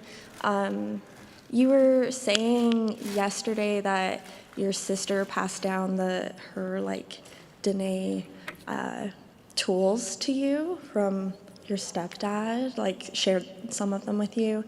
And you also talked about how there's so few Haudenosaunee potters left. And I was wondering how, because you've talked about how much sharing and community means to you, how it affects you as an artist and your artwork being one of so few potters.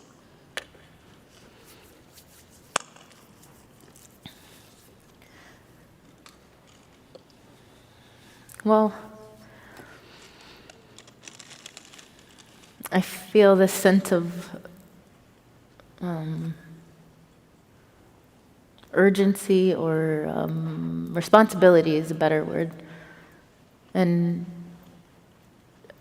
I just keep working on it and doing as much as I can and learning as much as I can, sharing as much as I can. And yes, I did talk about the tools here, these metal tools. They were my stepfather's. He was a Dene, Navajo from northern Arizona. And he was a silversmith. And I used to watch him work too. I learned a lot from him and his family. And not just jewelry, but how to set up your table, how to present everything. And it was a shame to see all his tools just sitting on the desk. After he passed away, they were just sitting for a long time, right where he left them. And so I wanted to try to use them. I think I might have even borrowed them right before he passed, because he wasn't using them because he was sick. I think that's what happened. And then I think he let me borrow them, and then he passed, and then I asked my sister, because I felt they're hers, that's her dad, and it goes to someone in your family, and that was his only daughter. So my sister let me keep using them, and then eventually the rest went back to her, and I asked to keep using these particular ones were my favorite. And mostly just because the round ones are larger than the fish vertebrae, and they have some nice little markings around on it.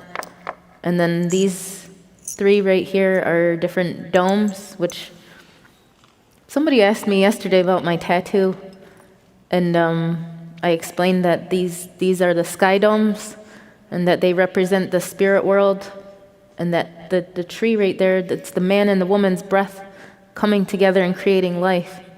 So it's like the tree of life and the heavens, the spirit world. So any type of dome work that you see on my pottery, that's the spirit world. And then I have the little V. I like to think of the plant, the tree growing. And then I have a little teeny tiny circle, little beads. And so those are the ones that were from him that I like to use. What was the other part of your question? I was just asking how you felt it affected you as an artist, but also how it affected your artwork as you've progressed through your career. Well, again, responsibility. Yeah. I just felt I heard what my elder said. I felt it. It stuck with me. And then I got pulled into it, and I kept doing it and then loving it more and more and more. And then I get more and more inspired, and then more and more come out of it. And it brought me even here. Thank you so and much. so that's how it goes. Thank you. Well, I hope that all of you have gotten as much out of this as I have. And we so much appreciate Natasha and